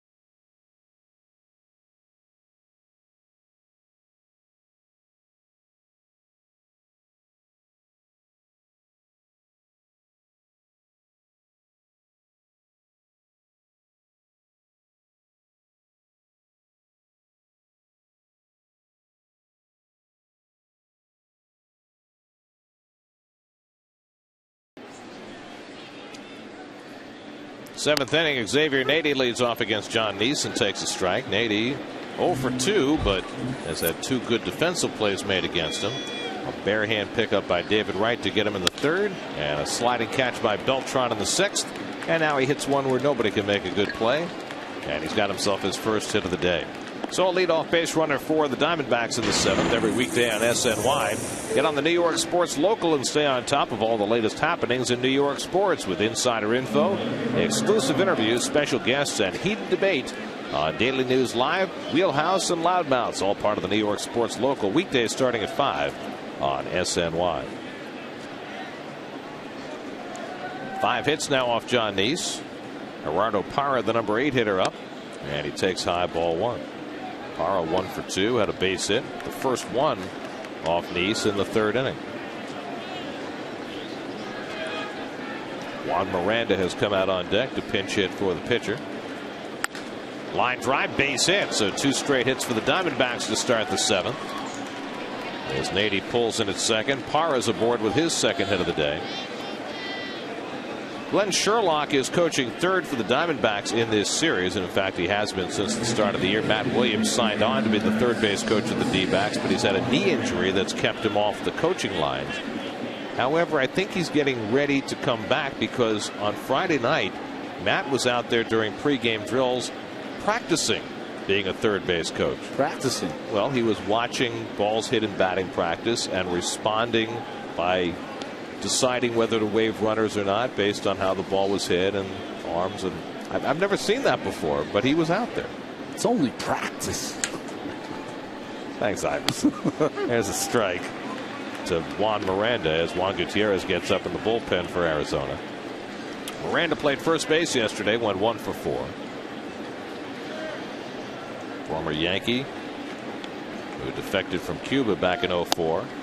Takes a strike. He played in Cuba on the same club team as Jose Contreras, who's now saving games in Philadelphia. Miranda a few years younger than Contreras, or many depending on your point of view. Carrasco up in the Mets bullpen. If the Mets can keep this big lead, to get some work for Carrasco, to get some work for Tim Burdack would be a good thing. Burdack's faced 1 batter in the last 10 days. It's not for a lack of trying. He's been up in the bullpen almost every day. Swing and a miss. Miranda down on strikes. The third strikeout for Nice, who fanned the first two hitters to face him today. And this is the first one since then. Again, on that outside part of the baseball with those two fingers, cutter. But this one moves away. Starts on that outside corner and just moves off the bat of Miranda. John Nice has lost 6 consecutive decisions. His last win was September 5th of 2010. Lost his last 3 last year and his first 3 this year. And trying to get off that schneid today. Now Ryan Roberts is 0 for 2 in a walk and takes the curveball low and in.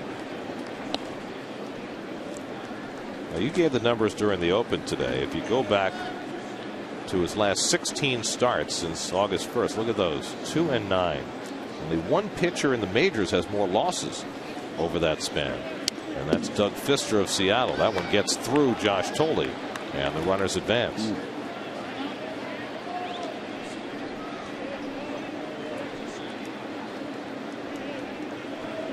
Pitch is pretty close. I'm wondering if Tolley thought it was a cutter in and the ball stayed true away. They call it a pass ball, and rightly so. Yeah, trying to cut that ball in on the outside of the baseball, but see it backs up almost and runs away from Tolley. It's like a sinker. It's the opposite of where he thought the ball was going to break to.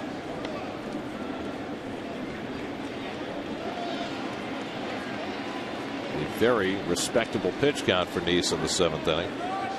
That pitch that Tolley missed, that's what the Japanese pitchers call the gyro.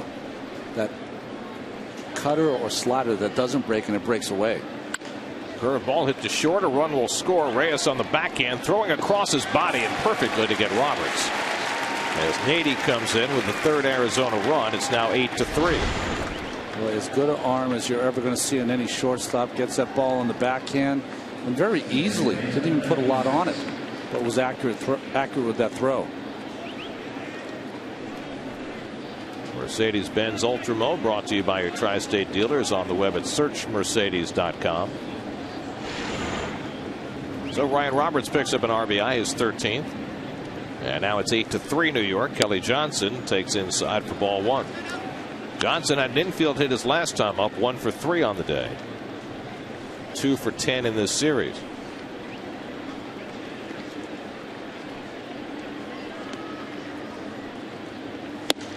Good fastball by Nice, 1-1. Still has that fastball popping at 92 in the 7th inning.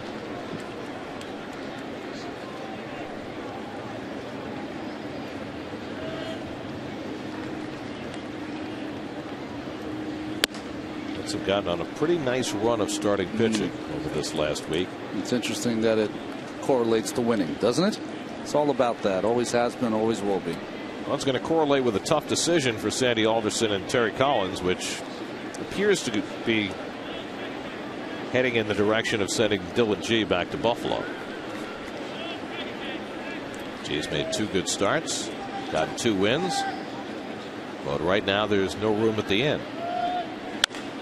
Past the mound, Murphy to his right on the backhand and throwing across his body, and he got him. Wow, nice play by Daniel Murphy to get Kelly Johnson and end the inning.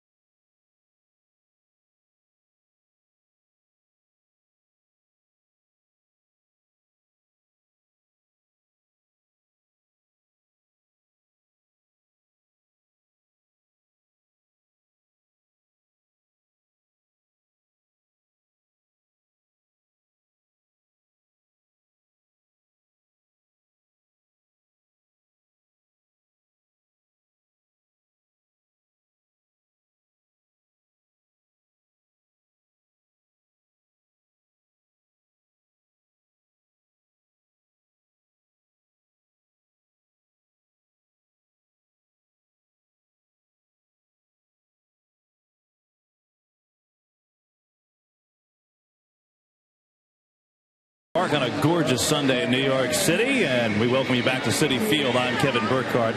Well, the Mets open to wrap up this game against the Diamondbacks. Their next series will begin in our nation's capital Tuesday against the Nationals. Chris Young coming off the disabled list.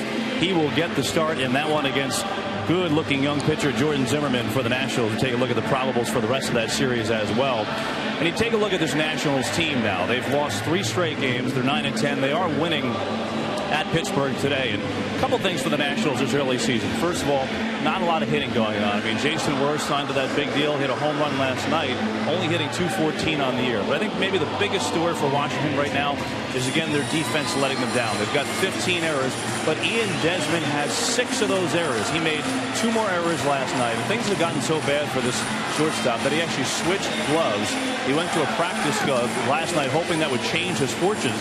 The thing is, the 2 errors he made last night were on stolen base attempts. One on a throw from the catcher, the other one on a pickoff attempt. Adam LaRoche threw it down to Desmond. He just flat out dropped the ball. It's just been a nightmare for Desmond. He had 34 errors last year, which led the league, and just hasn't found his way. You know, I remember a couple of years ago he was a huge prospect for the Nationals, and one baseball person told me this guy has Tulowitzki-like defensive ability. He doesn't have the same arm, but he's got that type of range, and he's got a real good arm. But the problem is, these Nationals people tell me everything for him just so quick. He tries to rush everything, and it's cost him with the 6 errors. Guys, let's go back up to you. And the other thing, Kevin, is they've had to drop him out of the leadoff spot. They have Danny Espinosa now batting leadoff, and without Ryan Zimmerman in the middle of the batting order, it's really messed up the Nationals' offense. Kevin, can you find out if that scout still has a job that compared Desmond to Tulowitzki? I mean, come on.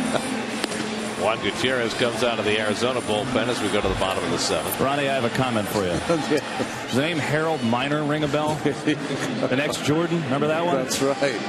They don't always work out. You got it, Kev. I could drop a Steve Chilcott on you if I wanted to. There you go. Steve Chilcott, as older Met fans will remember, was the player the Mets took #1 in the draft in 1966. It was between Chilcott and this outfielder named Reginald Martinez Jackson. Mets went with Chilcott. Never played a day in the majors. Call strike to Ike Davis, 0-1. How did Reginald Martinez Jackson do? I heard he hit a few home runs. Oh. Ike is 1 for 1, an RBI single in the 4th. He's also walked twice and scored a run, and he pulls one, a base hit down the right field line and into the corner. Upton goes to play it, and Ike cruises to second base with his 6th double of the year. So Ike Davis on base for the 4th straight time. You know, when you looked at this team in spring training, you were trying to envision what these players would do. You know, you look at the back of the baseball card. Would they get better? Would they stay the same? And Ike Davis was one of those concerns. You know, would he have that sophomore kind of slump? And listen, it's a long season, but boy, he has looked fantastic here in April. Here's Josh Thole, 0 for 2 and a sacrifice fly. Well, Ike's now hitting over 300. Beltran's hitting close to 300. John Neese done after 7 good innings. Just 2 earned runs allowed and a 5-run lead as he'll take his exit.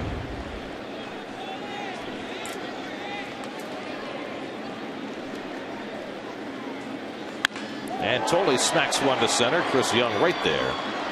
And Ike fakes the go but holds at second base. Thole hit the ball hard, but right at the center fielder, 1 out. And now Jason Pridey, we're back in the 3rd inning. Hit the first 3-run homer for a Met this year. In their 22nd game, they hadn't had a grand slam, well, for a year and a half, and they hadn't had a 3-run homer this season until Pridey hit his first big league home run into the Mets bullpen in the 3rd. Willie Harris out on deck to bat for Neese. And Pridey takes a strike. DJ Carrasco. Last time we saw DJ, he was starting for the Mets last Saturday in Atlanta, but he'll go back to his more familiar relief role behind Neese today. And Pridey lifts one to shallow center. Young started back, now coming on. Parra over from left to make the catch. Parra had a better read on that than Young did, and that's the 2nd out. New York Mets baseball on SNY is brought to you by the Atlantic City Food and Wine Festival, July 28th through the 31st. Visit acfoodandwine.com for detail. By Audi and by Verizon Fios. Switch to Fios and network ahead. To learn more, visit verizon.com/getFios. So now Willie Harris will bat for John Neese. Harris appeared as a pinch hitter in yesterday's game and flied out.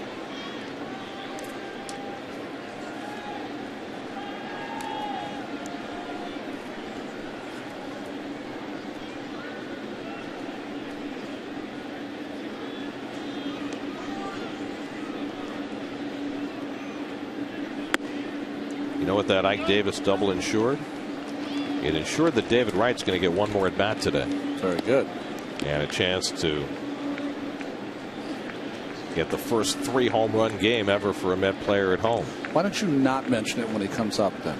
I haven't mentioned it, have I? Yeah, we'll try to reverse the curse. Let me tell you this about David Wright's 2 home run game today. It's the 16th of his major league career. The most multiple home run games by a Met is 22. Darryl Strawberry. Dave Kingman had 17. Wright is now just 1 behind Kingman and tied with Carlos Beltran with 16. Past the mound, Kelly Johnson circles in and throws out Harris to end the inning. Leadoff double, Mets strand 1, and we go to the 8th at Citi Field, going to the bullpen with the Mets up 5.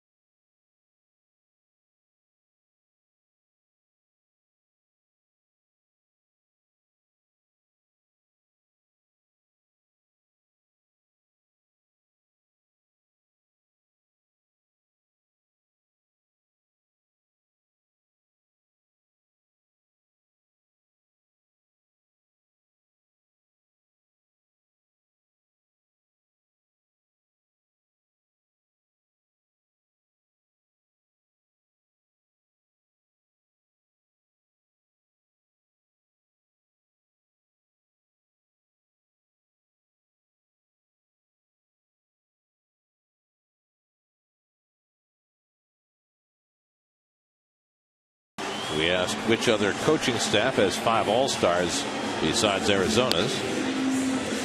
And it is the Dodgers. Oh, okay, still. Okay, you added Davey Lopes and Tim Wallach. Tim Wallach as well. Manny Mota, Rick Honeycutt, and of course the manager Don Mattingly. Yeah, he had a few All-Star games, didn't he? DJ Carrasco, of course, that Gary mentioned. His last appearance was to start in Atlanta when he got the loss, but hasn't appeared in relief in 13 days. Well, the Mets bullpen has certainly kicked it in gear as the starters have worked more innings. That's enabled the bullpen to get some rest and get into their proper roles. It's been 4 straight games for the bullpen without allowing a run, and go back a little further, over the last 8 games the bullpen's ERA is 2.08. Justin Upton first man up against Carrasco, and he takes ball 1. John Neese, 95 pitches over 7 innings, 3 runs, 2 earned, 6 hits, 2 walks, 3 strikeouts. And Neese in line for his first win of the season. As Upton yanks one foul, and it's 1-1. Upton, then Stephen Drew and Chris Young for the Diamondbacks, as the Mets bid for their first 4-game winning streak since mid-September of last year, and their first series sweep of the season. Carrasco last week, a starting pitcher. And that curveball sits high, 2-1. Home runs were really the problem in that start for DJ. Gave up 3 solo home runs in that game. Chipper Jones and a couple to the shortstop Gonzalez. Driven toward left center field. Pridey with a long run to make, and he won't get there. Upton with an extra base hit, and he pulls in at second with a leadoff double. 5th double of the year for Justin Upton. So for the 3rd straight inning, the Diamondbacks get the leadoff man on.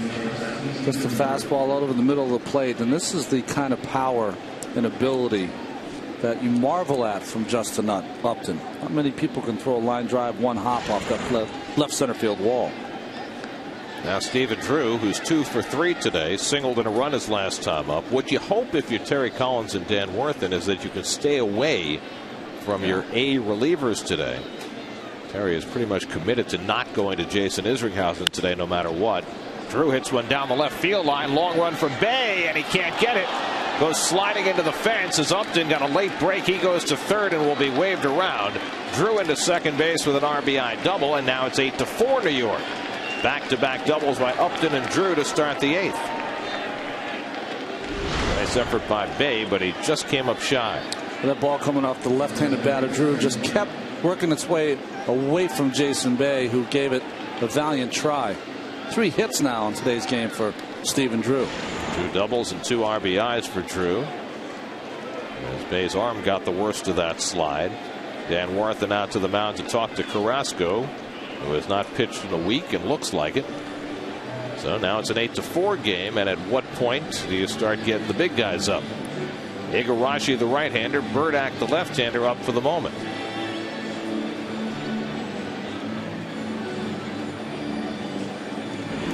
J.D. Drew jumping on that first pitch, trying to get ahead Carrasco with that first pitch fastball. You know, the target is a little high, and it's just a little higher than that target, and Drew loves that ball away. Stephen Drew with his 2nd double of the day, his 7th of the year. Now has 14 runs batted in.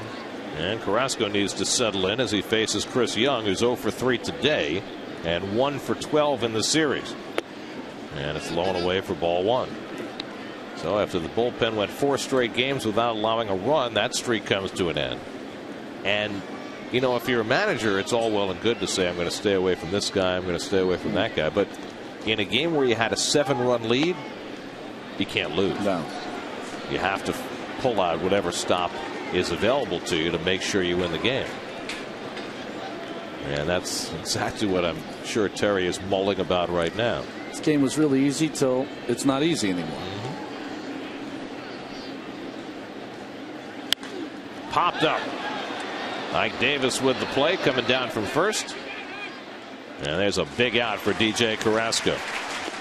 So 1 away. Let's check in with Jonas Schwartz. He has a New York State Smokers Quit Line game break.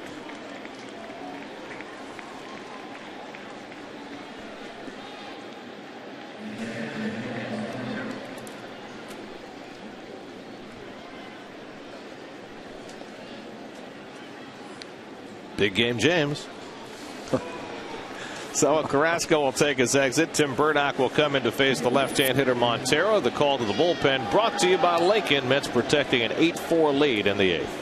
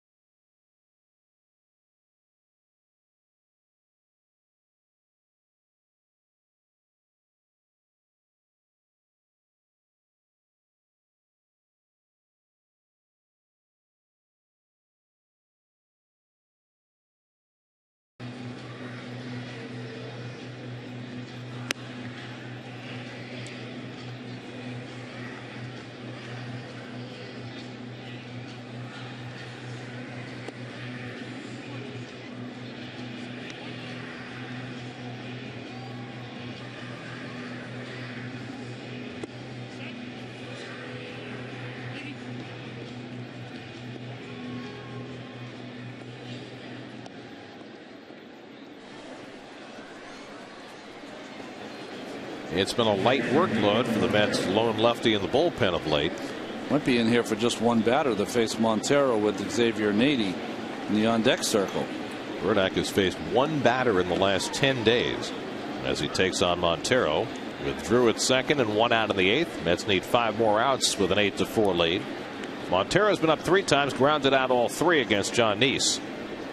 And it's over his head. It's scary. I've quite seen that before. First pitch in, trying to come in, and this ball is over the top of his head. Unless he was going for a strike, hitting the bat over his head, that was not a good play.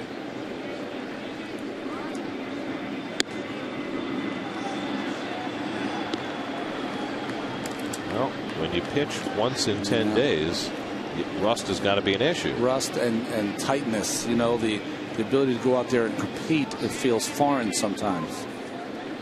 That was the one batter Tuesday night. In the air to shallow right center. Pridey broke back, now racing in, and he gets there for the second out. That ball fooled Jason Pridey coming off the bat. And then as he was running for it, the sun came out to make it that much more difficult, but he made the play with ease. So now 2 out. Let's see if Terry makes another move or leaves Burdick in to face Nady. Of course, you have another left-hand hitter, Parra, behind Nady, so with a 4-run lead, maybe he feels he can leave Burdick in here. Yeah, this is a good move. You got to leave Burdick in with Parra behind him. Not a long bench for Kirk Gibson. Miranda's already hit. Igarashi standing around watching now as Nady steps in. 1 for 3 on the day, and next man takes up and away ball 1. Nady spent last year with the Cubs. He was visiting with Jason Bay before the game. Of course, Nady and Bay played together in Pittsburgh. And again, Burdick falls behind 2-0. That's 3 straight hitters now that Met relievers have gone 2-0 on. Carrasco was 2-0 on Chris Young, got him to pop up. And Burdick 2-0 on Montero, got the fly ball. And now he's 2-0 on Nady.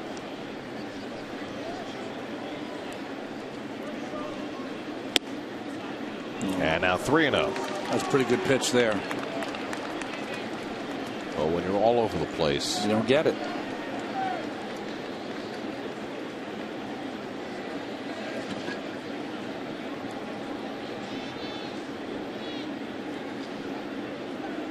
so you have to figure Nady will take one here down by 4 runs. And he does. 3-1.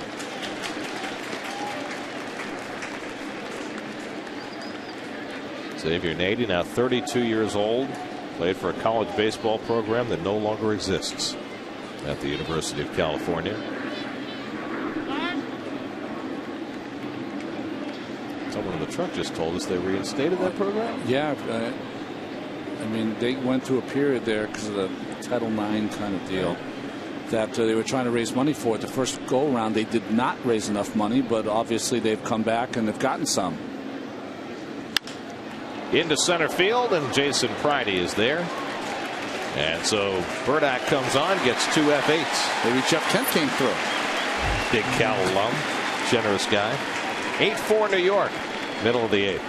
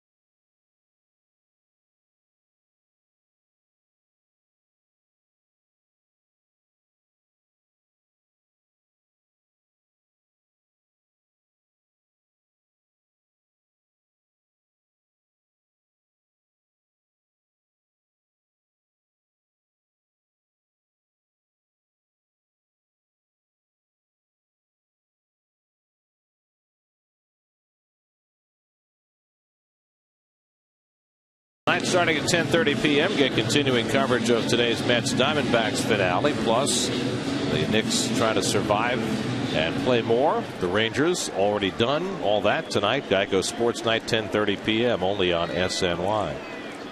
Bottom of the 8th, Jose Reyes leads off. Mets leading 8-4 against Juan Gutierrez. He takes a strike. So the story on Cal was about 2 weeks ago. They got the reprieve. Their goal was to raise $10 million. They raised $9 million, and they said that's enough. Let's call it a day. Beautiful.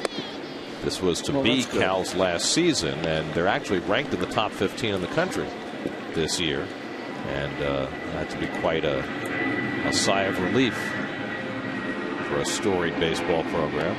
Good changeup by Gutierrez, 1-2. The X-Man, Brandon Morrow, I believe, is from Cal. He came back off the DL last night for the Toronto Blue Jays. Struck out 10, but gave up, I think, 4 or 5 runs in getting the loss. Meanwhile, we had Jonas talking about Tampa Bay winning today. The Rays started out 1-7. They're now back to 500 for the year. I think, and the patience that Joe Madden showed when they would ask him continually every day, what's going on? What's wrong with your team? He goes, we haven't hit. And I've seen these players. I know they can hit. They're just not hitting now. And he showed great patience, and I think it allowed his ball club to, I don't know, kind of step back and regroup.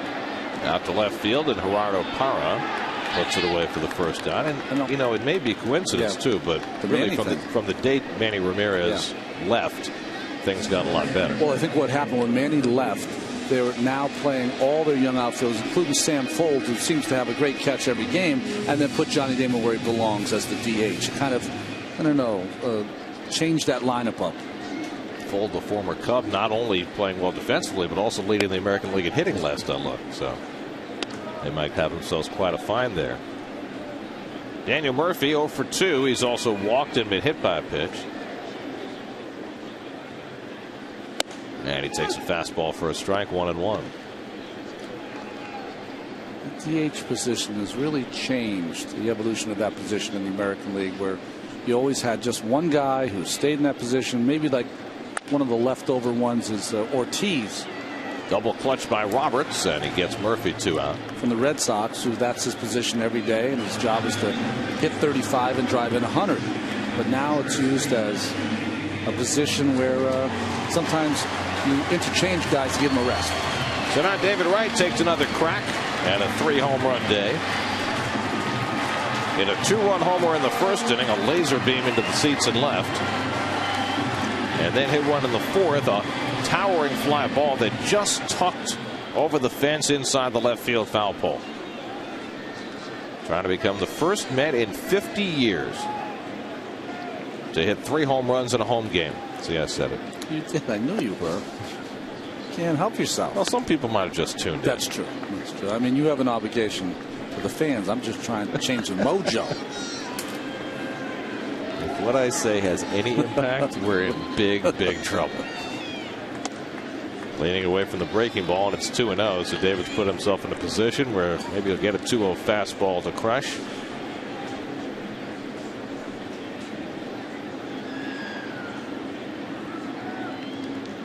And it's way inside. 3-0. Why wouldn't he be the guy to do it? Considering that at some point, unless something crazy happens, he'll hold every single record offensively that's ever been here. Well, normally you wouldn't do this, but it's 8-4. It's 2 out and nobody on. Why not swing 3? Yes. It's hard, though, after you've had one thrown right at your kneecaps. Probably better incentive, though. And David takes one in the tie ball 4, so he will not get the crack at home run number 3, barring a strange turn of events. 5 walks given up by Arizona pitching today. And now Carlos Beltran, who has celebrated his 34th birthday today with a 2 for 4 afternoon, a single, a double, 2-run score. That's at 15 hits yesterday, 9 more today. 50 hits in the last 5 games for the Mets. There goes Wright. The pitch outside and mishandled by Montero. So that's the revenge for the ball thrown at his kneecap. David with his 5th stolen base of the year. This is a good play, trying to add on a run. 4 runs is not a big lead. If you're not going to watch me at first base, I'm taking off. Not the way home runs are flying out of this bandbox this weekend. Yep. Very nice. That'll be the only time to be described that way. Beltran holds the swing. And that's 6 in a row out of the strike zone from Juan Gutierrez. Well, it looks like Ryota Igarashi will get the assignment to try and finish this game up in the 9th inning. Jim Burdock might stay on for the first batter with Parra due to lead off.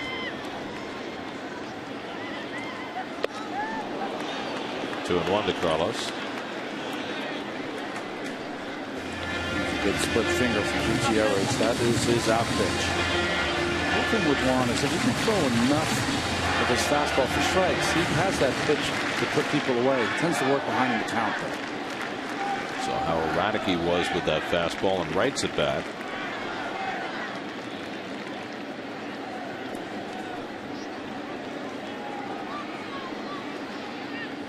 And Beltran takes that fastball high, and it's 3 and 1.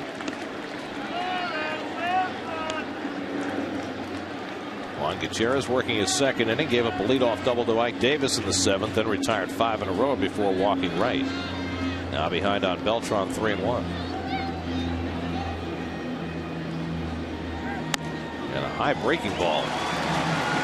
He didn't want to pitch to Beltran, so he'll go after Bay with 2 men on.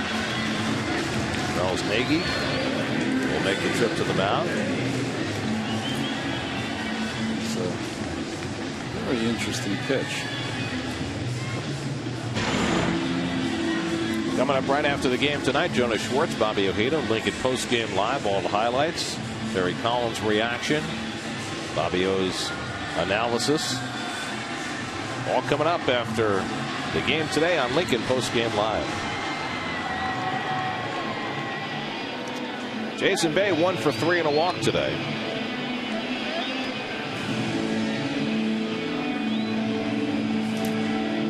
That's here with 2 out and 2 on in the 8th. Trying to expand on an 8-4 lead.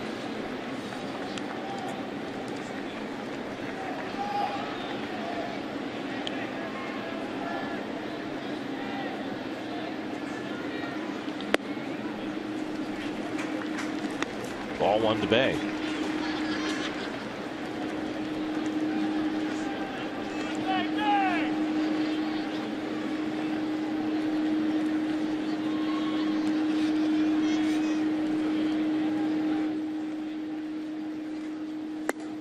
And it's 2-0.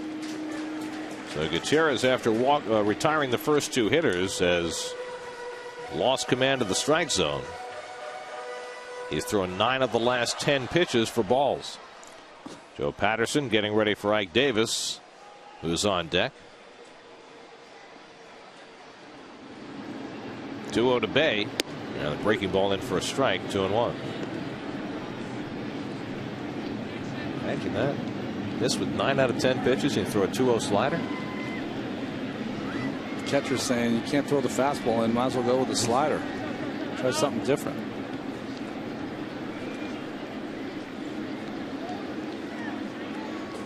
It's been a rough start to the season for anybody wearing a Diamondbacks uniform and standing on the mound. And that one misses, 3 and 1. Might be seeing Patterson against Davis in a moment.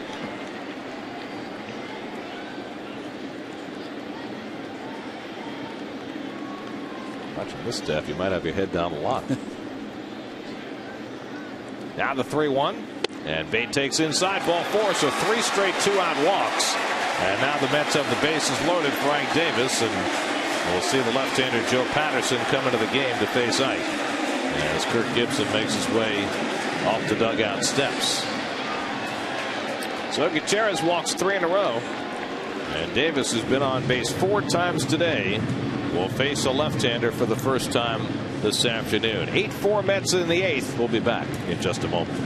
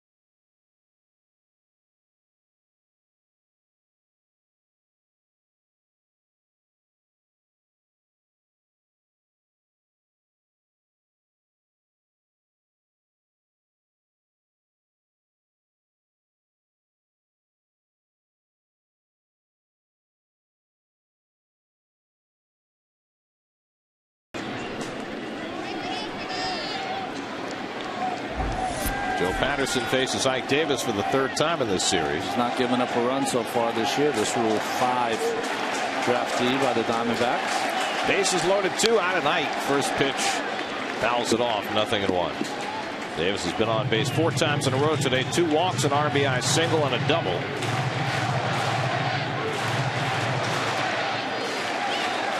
Wright is at third, Beltran at second, and Bay at first with 2 down. That's up 8-4 in the bottom of the 8th. And Davis takes that side widening curveball in for a strike. That ball is starting about a foot behind Ike Davis and ends up almost on the outside part. Works from that extreme first base side of the rubber, steps toward first, and throws all the way around his body. 1-2. As Willie Randolph responded saying, Joe Patterson, he has the funk. That's right. Yes, he does. And if you watch him when he toes that rubber, there's no toe involved. He really just has his heel, back of his heel, touching that rubber. Fastball just misses, and it's 2-2.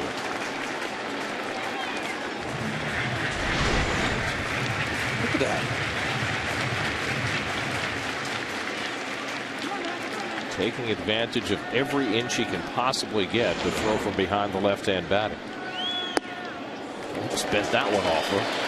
And it almost hit Ike on the way. 3-2. Oh, you got a 50-50 shot here, Gary. What do you think? 3-2 hook? Bases loaded. He's throwing a fastball. Okay.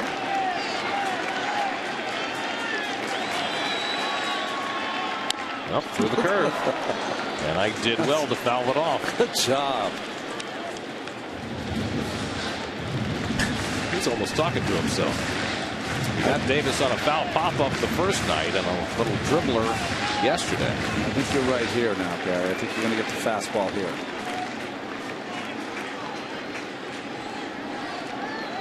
Runners get set to go, and Ike tops another curveball foul.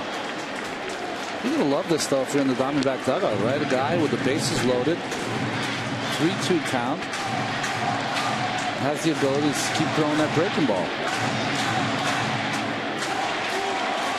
Davis is homered in 3 straight games coming into today, with his 2 for 2 up to 320 on the year. Quite a month of April for Ike Davis in his second big league season. They'll be taking off again, and Davis swings and misses, or he got a piece of the curveball to stay alive. He just barely nicked it. I'll tell you, though, this is a pitch that he can hit. Why? Because Ike kind of pulls out a little bit anyway, so that ball on the inside part is the curveball that he will hit and can rock it. Stayed right there in the inside part, just foul tipped. Great look at Patterson's hand underneath the baseball on that curve. For the 4th time on 3-2, this time stepping off and looking Beltran back to second.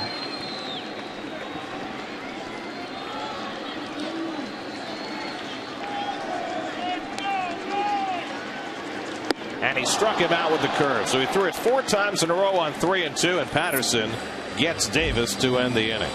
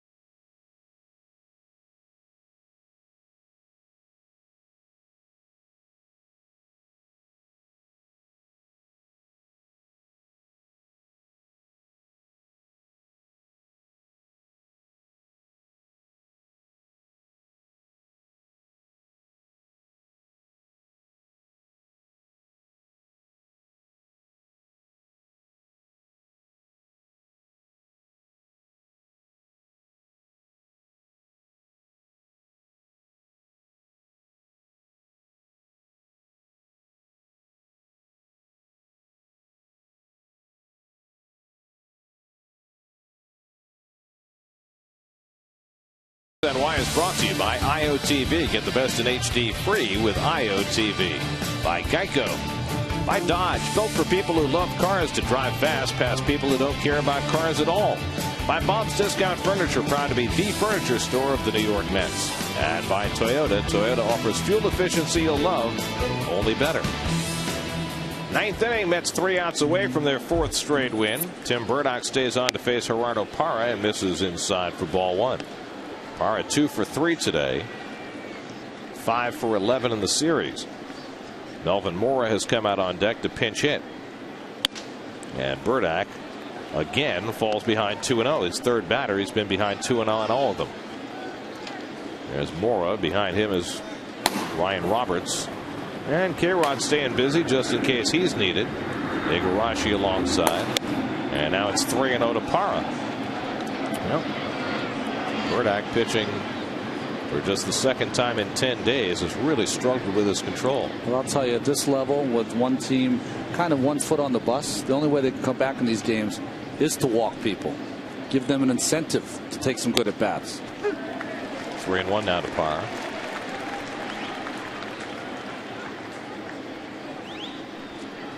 Mets have tomorrow off. They'll be in Washington Tuesday night with Chris Young coming off the DL to pitch against Jordan Zimmerman.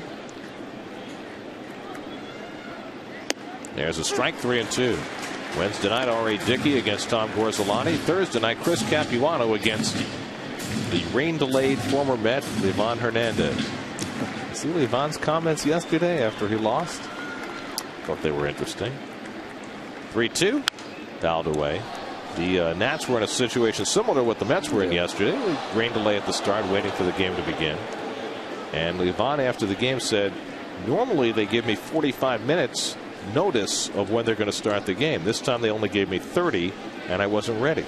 Well, you know those Hernandez brothers, including the one that played for the Mets, they need a little extra time to get loose sometimes. Parra hits one out to center field, and Jason Pridey is right there. 1 out in the ninth. You know, but seriously, it's important to have about 35, 40 minutes to get ready. I think nowadays sometimes organizations forget about that.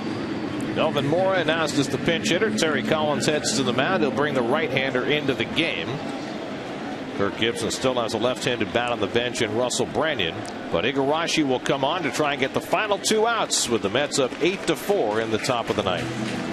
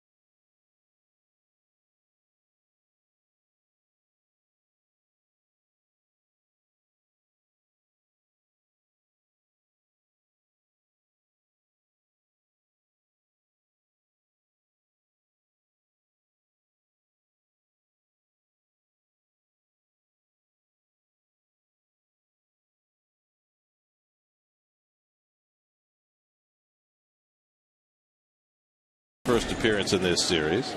Igarashi, you can see his numbers so far. Had that one kind of indifferent outing, but other than that, I've been very impressed, especially with his breaking ball. Pitched against Houston on Tuesday night, gave up a couple of runs. Melvin Mora, his first appearance in the series, traded away by the Mets in 2000 when they were making their run to the World Series, and it was one of those unfortunate situations as Igarashi throws strike one, in that Ray Ordonez got hurt and the Mets needed a shortstop, and they tried Melvin at short. He'd come up with the Mets late in '99 and had played wonderfully for them in the outfield and a little bit at third base, but did not take to being an everyday shortstop. And so, needing a shortstop for the second half of the season, they traded Melvin to Baltimore and brought in the veteran Mike Bordick. And Bordick played so-so, but the Mets got to the World Series that year, and Mora became a star in Baltimore. The thing about Melvin is he arrived in the big leagues late. He had been in the Houston organization, and it wasn't until I think he was 27 or 28 that he landed with the Mets and had that wonderful postseason in '99. Well, known as an infielder, but you told me that he was spectacular in the outfield. He had two great throws in that '99 postseason. One to get Jay Bell in the series against Arizona in a big spot. Come back with Igarashi, saves himself and makes the out. And then in the Atlanta series, in that 15-inning thriller in Game 5, threw out Keith Lockhart at the plate from right field on a wet night. So Melvin made his impact in spectacular fashion as an outfielder. Here's Ryan Roberts with the Diamondbacks down to their final out, and the Mets on the verge of a sweep. Roberts is 0 for 3 and a walk. Mets getting a long ball early and often today. 2 from right, 1 from Friday, his first in the big leagues. So the Mets on this homestand have had 2 players hit their first major league home run.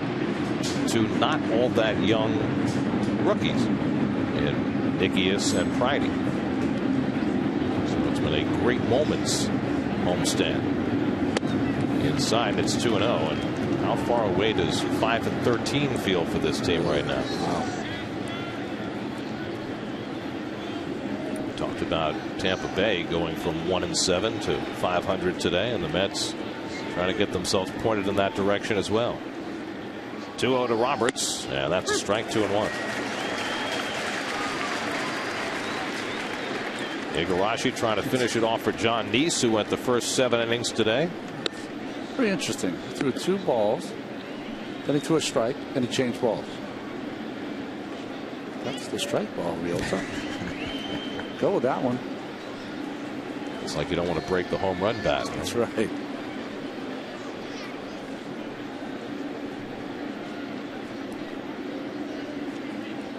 Two and 1 to Ryan Roberts, and that's in the dirt. 3-1. Let's keep double barrel action going in the bullpen just in case.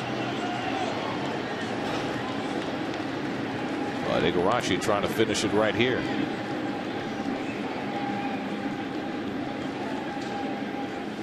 But it's too high, ball 4, and Roberts draws a 2-out walk. So the Diamondbacks continue.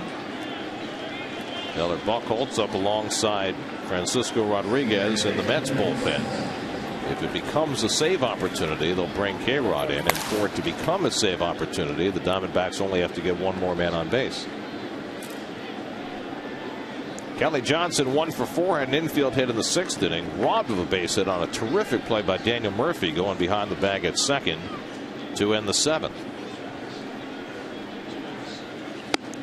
And Igarashi struggling with his control, and Tolley will run the ball back out to him. Well, he's got to be able to make an adjustment here in his mechanics. It's obvious if you watch him pitching, he's getting underneath the baseball, and that's why the ball is going high to the pitcher. He's got to stand a little taller, pitch from top to bottom, but as he's pushing off, he's just getting underneath the baseball, and there's no chance of throwing it low if you throw it like that.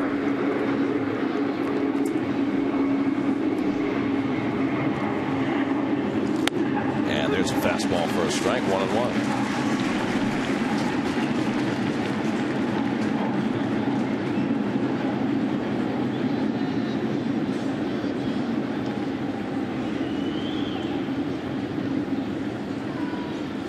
And Johnson fouls it back, and now the Diamondbacks are down to their final strike.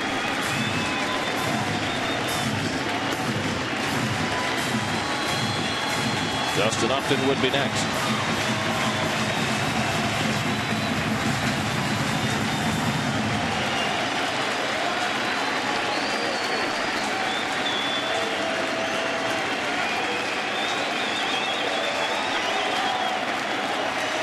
One and two to Johnson. And it's bounced foul.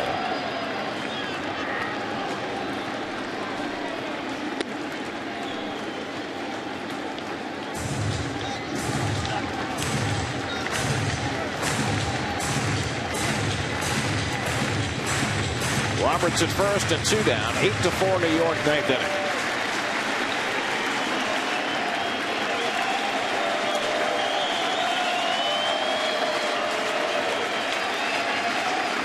One-two.